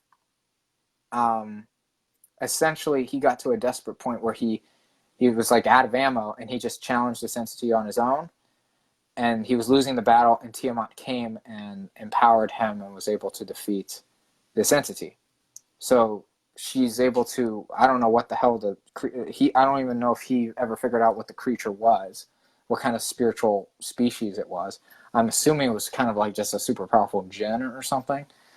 But she's able to control high-level entities, like I said, and it's also, she breaks the rules of like established systems. So like, there's a lot of people that work with voodoo spirits and Santeria spirits. She's a creator. Yeah, because she's a creator. And she's also she's the creator and the spirit that is behind the fabric of all reality. So I have even more screwed up stories with her of like how I came to really know her. There was a series of years where I thought I had made up the name Tiamat. And I was writing a story. I felt compelled to write a story of that there was this angry mother goddess, that she was the mother of all things. And I didn't know I was retelling Mesopotamian mythology. And I was channeling this. It was kind of like H.P. Lovecraft. But my story differs a little bit from the Enuma Elish, of where instead of, I think it's Ea kills Apsu, her first consort, and she gets angry, and then she tries to kill the new gods. It was like, in my story, Apsu tries to convince her to have kids with him. So she births the new gods and all that. But the way she sees it is that everyone is unworthy of Apsu's love or God's love except her.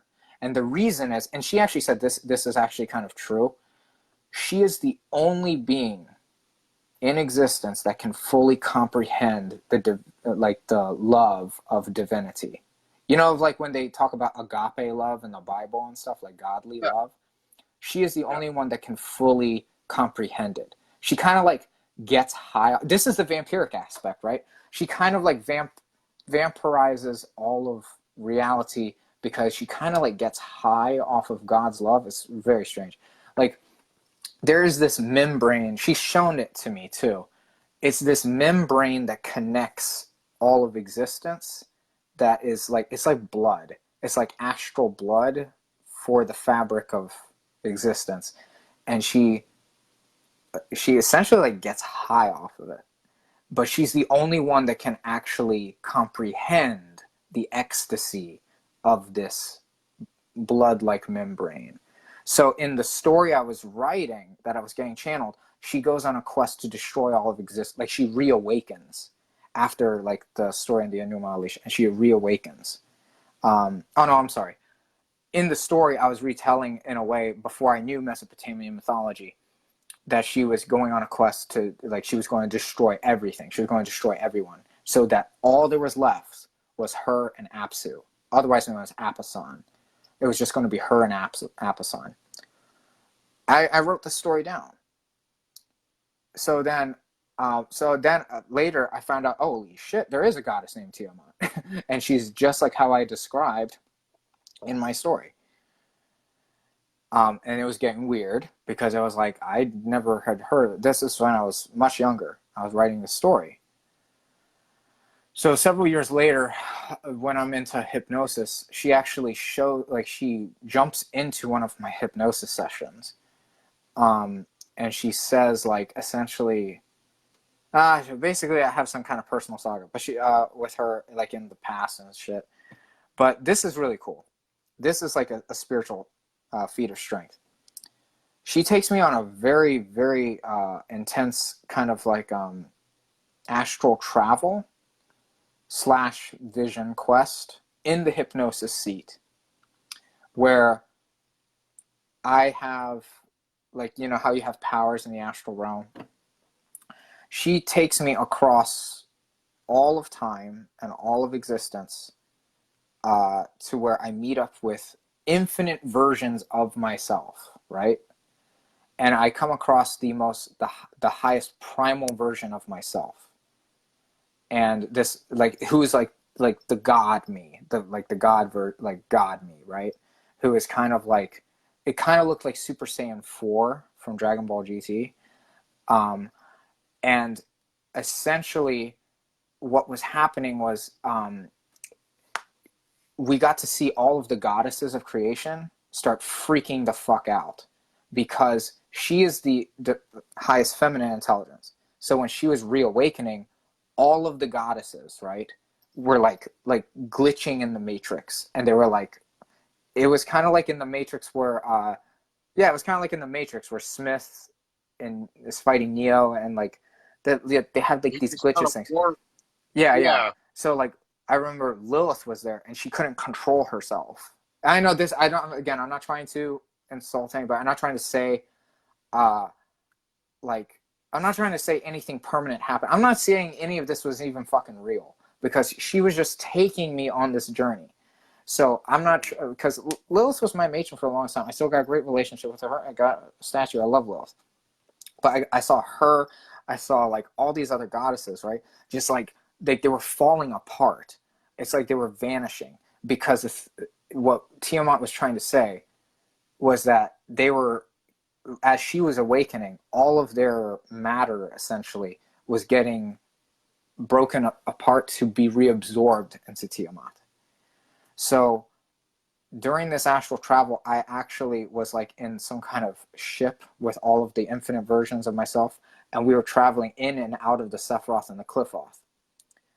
And the reason is because the archangels and the archdemons that were ruling those spheres, right? The same thing was happening to them that were happening to the other goddesses. Why? Because her 11 monsters roughly correspond to the tree.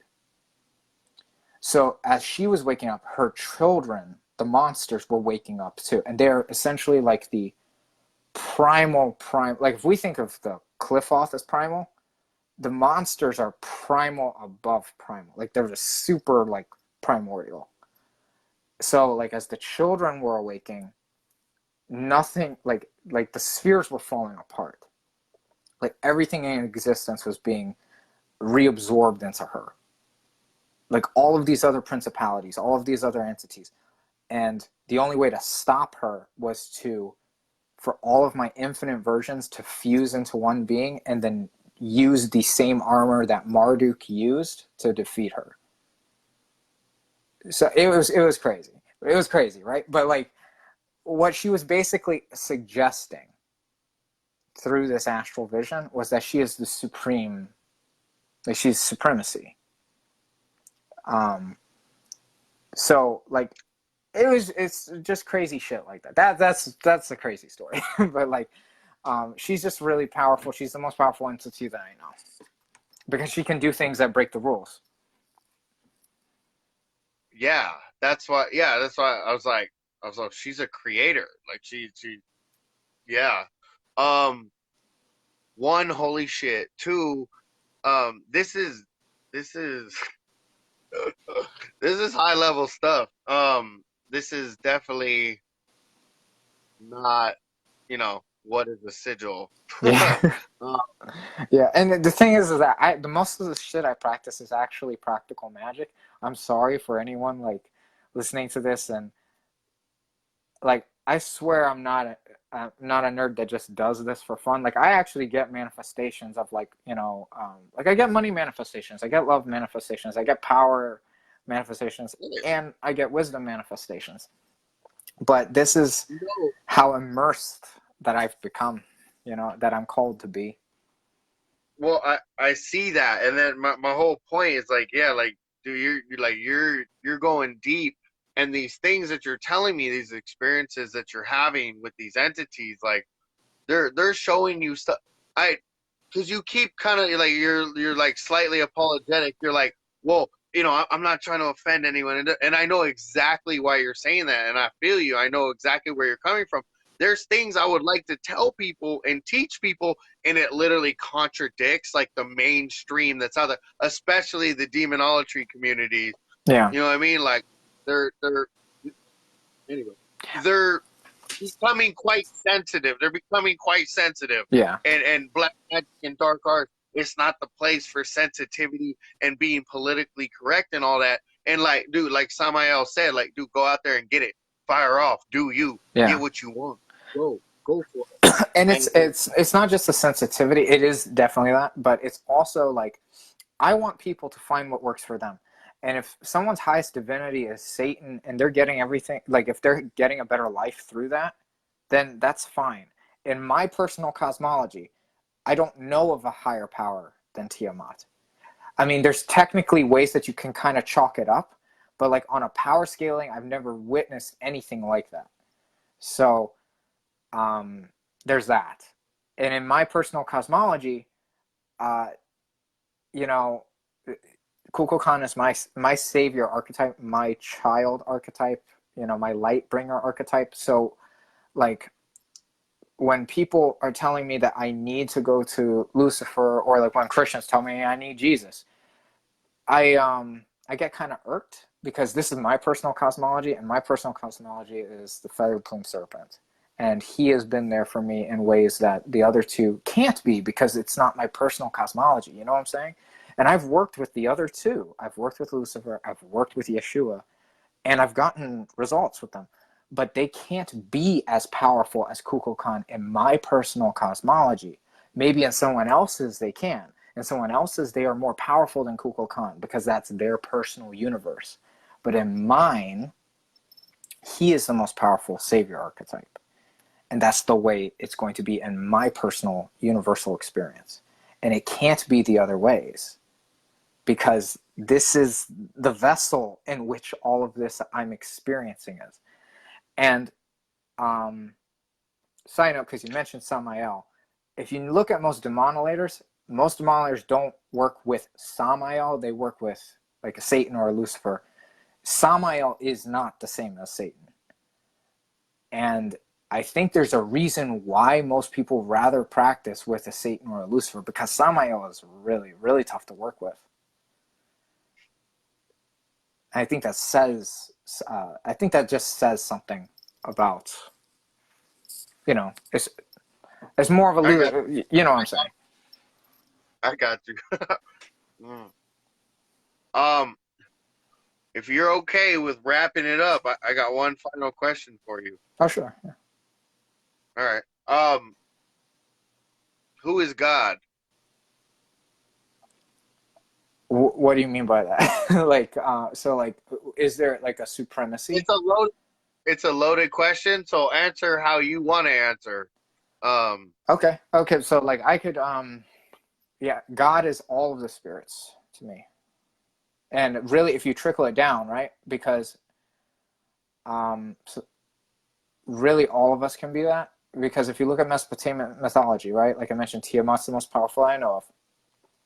When she was slain, there is still a watchman that keeps watch for the day that she awakens. Like there's a god watchman for that. She reincarnated, or she incarnated into Inanna. Like essentially, like she went down in power, right? And then she became, as culture spread, she became Anahita, she became Astarte, all that. And so that's saying that the divine feminine intelligence can incarnate, and because it's the consciousness, every woman is filled with her. She even told me that I have this kind of this weird mantra. I say, "For you are every woman." Like I'll go through a prayer for her, and I'll be like, "For you are every woman," because she is in every woman. So that means within every woman there's a piece of Tiamat, the supreme goddess. Within every man there is a piece of Kingu, and then if you want to chalk it up to the next level, Apason, who was her first consort. So they're all God. And honestly, like, these are like all the gods are different expressions of God. That's a very Hindu way of looking at it, but I think that's honestly the best way to say it. Another way of looking at it is like, so there's a belief in like grimoire magic, I think it comes from, that like choirs of angels and stuff. Like every leader of a Sephiroth, like an archangel, is actually the combination of all of the angels that they rule over. So if you look at that, right, Yod-He Vav-He would be the meta god of all of the Sephirothic archangels put together, right? So that means when they're not all together, they're just different pieces of that same God kind of talking to each other. So all of existence is really just God talking to himself. That I agree with, and yeah, okay, yes. Or he's just playing with himself, talking to himself, playing with himself. You know, We're all manifestation points. yeah. You know what I mean, we're all projections, manifestations of God. At the same time, we are God because of that link, that connection. And what people don't know, that you can manifest, you can create, you can do it on a regular daily basis. It can become, once you become so immersed in spirit, as some people get to, manifestation becomes this daily constant thing. You're communing with spirit all the time, easily. You don't need candles and incense. It's just there. Yeah. And it's just happening. Yeah, and honestly, that was the easiest way I communicate with them is through, because it's like I grew up in a Catholic background. Like when I came to working with demons and angels, the Western school of thought basically has you doing a lot of some version of like a meditation. I was never good at meditation. I was even like I practiced Nichiren Buddhism and stuff. I've never been good at it. But when I started reverting back to prayer and I started praying to these spirits, like praying to Mayan gods, praying to Tiamat, shit works really well, because it would just get me in an emotional state where I was just deadly honest with them and I could connect to their current. And that was better than trying to be all void and meditating and all these intense visualizations. I can just talk with them earnestly and tap into their current. So if you come from a Catholic background, honestly, that may be a strength, is prayer, just praying to the spirit. And it doesn't mean like any subservience or anything. It doesn't mean like, I don't think anybody should get their ego blown because they're praying to an entity. It's just a way of communicating. It's been the most empowering way that I've ever communicated with the spirit. I don't think I pray to every entity, you know what I'm saying, that are outside of my personal circle, but Right. But it's what gives me the most benefit. It will allow you to have the most access, I believe, because all you gotta do is talk to them. So like I don't have to have any candles or anything. Sometimes right, like I don't care. So like I don't care about manifestations at the altar. I don't care about it. I don't care about I go through the process and I kind of feel it, but I see more of the manifestations after the ritual. I feel more of the feelings sometimes after the ritual, because sometimes I feel like I'm kind of in a fixed position doing like all the, the candles, the incense and all that. I'm making sure everything's in the right place. But like sometimes I'll just be on the couch and I'll be like watching a fight. I'll press pause and I'll just be earnest with the spirit and I'll be like, I'm having a shitty day, and I'm like, and I just tap into it better. Like I tap into them better, and they respond better. Like when I'm not doing anything super fancy, but like the ritual there, like it has a place, and you're pumping energy. But you can get manifestations just from simple prayer. Honestly, Tiamat has me going to the Bible more than anything for a book of magic. She's like, just like everything that Jesus guy says is like, it's real. You can just apply it to any spirit system. It doesn't have to be Jehovah. All the little tips and tricks that he's talking about, just apply it to any spirit. You can apply it to any spirit. we've been thinking we've kind of passed around the idea of doing a black magic, but like a Bible. We want to use the Bible and literally go through it from Genesis to Revelation and just pull out all the magic in it and then make it dark arts, make it black magic. But you know what I mean? But totally spring all our ideas off of the Bible because, like you said, it is loaded with magic and yeah, that's interesting you say that. 'Cause, yeah, I definitely feel it too. It's so interesting that Tiamat is like of all places to go look, of all the books on Amazon you can get, Tiamat's like, no, go to the Bible. We go get some wicked magic right out the Bible. Yeah, pretty much. Like I like that. Oh yeah. As far as like actual magic goes, she has me going to the New Testament for like actual magic because if you look at it, right, what Christ talks about, like when he's just like how you should pray, he's like, just go to your bedside and just be honest. And like he's talking about a living practice, Right. you know, despite what you think of the guy, what he's talking about can be applied to any spirit. And it's pretty, if you think about it, it's the most accessible kind of magic because you don't need anything. You just need to be with the spirit then and there. And that's very Mayan, to be honest, because you're in an enchanted universe. If you live in an enchanted universe and you're an enchanted motherfucker, then you can plug in really easily to using magic. No candles, no nothing. I still do candles and incense all the time, but it's like when I'm going about my day, I'm not like defenseless. I'm not like I'm always manifesting. I'm always living with the spirit. So Right. yeah, that's why she recommends the Bible. It's not because like I'm not saying she's recognizing Jehovah or anything like that. I'm not saying that. I'm saying she's saying because for a mentality, there's a different kind of like not a mentality, an approach, like an actual approach to it. I mean, basically, she can take the power of the things that are in the Bible completely separate and alien, separated wholly and completely from Jehovah or any of that influence, because it's spirituality. It's not Jehovah's system. Jehovah's not the creator. We're not under his laws and his universe. Only if you accept that in your mind is that true for you alone. Tiamat showing you, like, look, you can take this Jehovah book. It had nothing to do with Jehovah. You can separate that and pull that stuff out of there and work it completely independent of a Judeo-Christian pantheon, spiritual influence, etc. Exactly. And I think that's actually going to be very important as we move forward, trying to, spread the magical community, because what are the bulk of people coming from?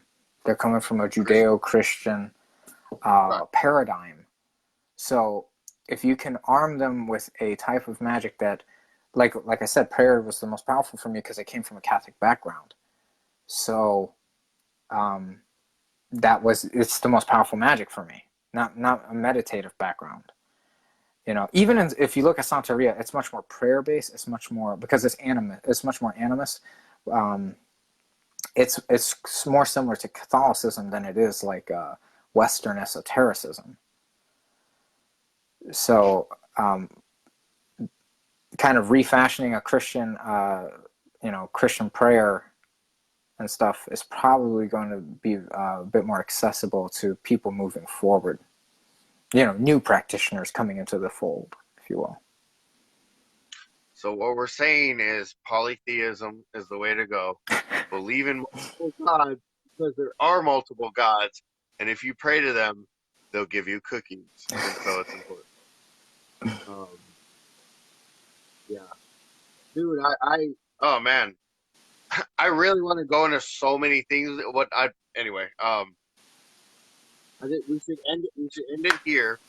But yeah, no, this has been a really good conversation, and it's opened up a lot of things. Anyway, you're definitely an intellectual, you know what I mean, and you cause the brain to like open up and flower, and pretty cool. Been a great experience, and I would imagine a lot of people are going to get a lot out of this. I'm gonna load this up on our YouTube channel. Are you gonna load this on your YouTube channel? I'll allow you to do it. I don't know if I have like the ability to load anything like an hour or more or something. You know, I think you have to have a certain amount of subscribers or something. Okay. So no, We have just if you we have alien. alien hackers. If you keep it on your YouTube, it's completely fine. Yeah, I'm down with that. Okay. And then, well, anyway, I'll get with you about what we're gonna do as far as. Well, we're gonna spread this around. I'll just say that we're gonna sprinkle this all over. And yeah, great content, great conversation. It's definitely been a privilege talking to you. I appreciate your time and the information you have. Is I don't know. Anyway, I took a couple notes. Just a couple. Yeah. So. This has been fun. I'd like to do it again. I love having discussions like this. There's a lot of gnosis that when you just talk about it, you unravel, you start to unpack like what the spirits gave you. You just get more manifestations, more gnosis and stuff. I'm actually doing this video at Tiamat's altar, so I'm like looking at her. I'm looking at Kingu, and I got like her 11 monsters sigil plates. So yeah. Okay. Maybe maybe our next video should be gnosis, and we'll just I don't know whatever we channel, whatever we're inspired in the moment. I mean, let's just hit. I mean, I don't know. I think that'd be a little interesting. Yeah. I mean, they're all around, so like there's gnosis downloads happening all the time. Yeah. Right on. All right, brother. Thank you very much. Have a good night. No problem. You too. All right. Later. Later.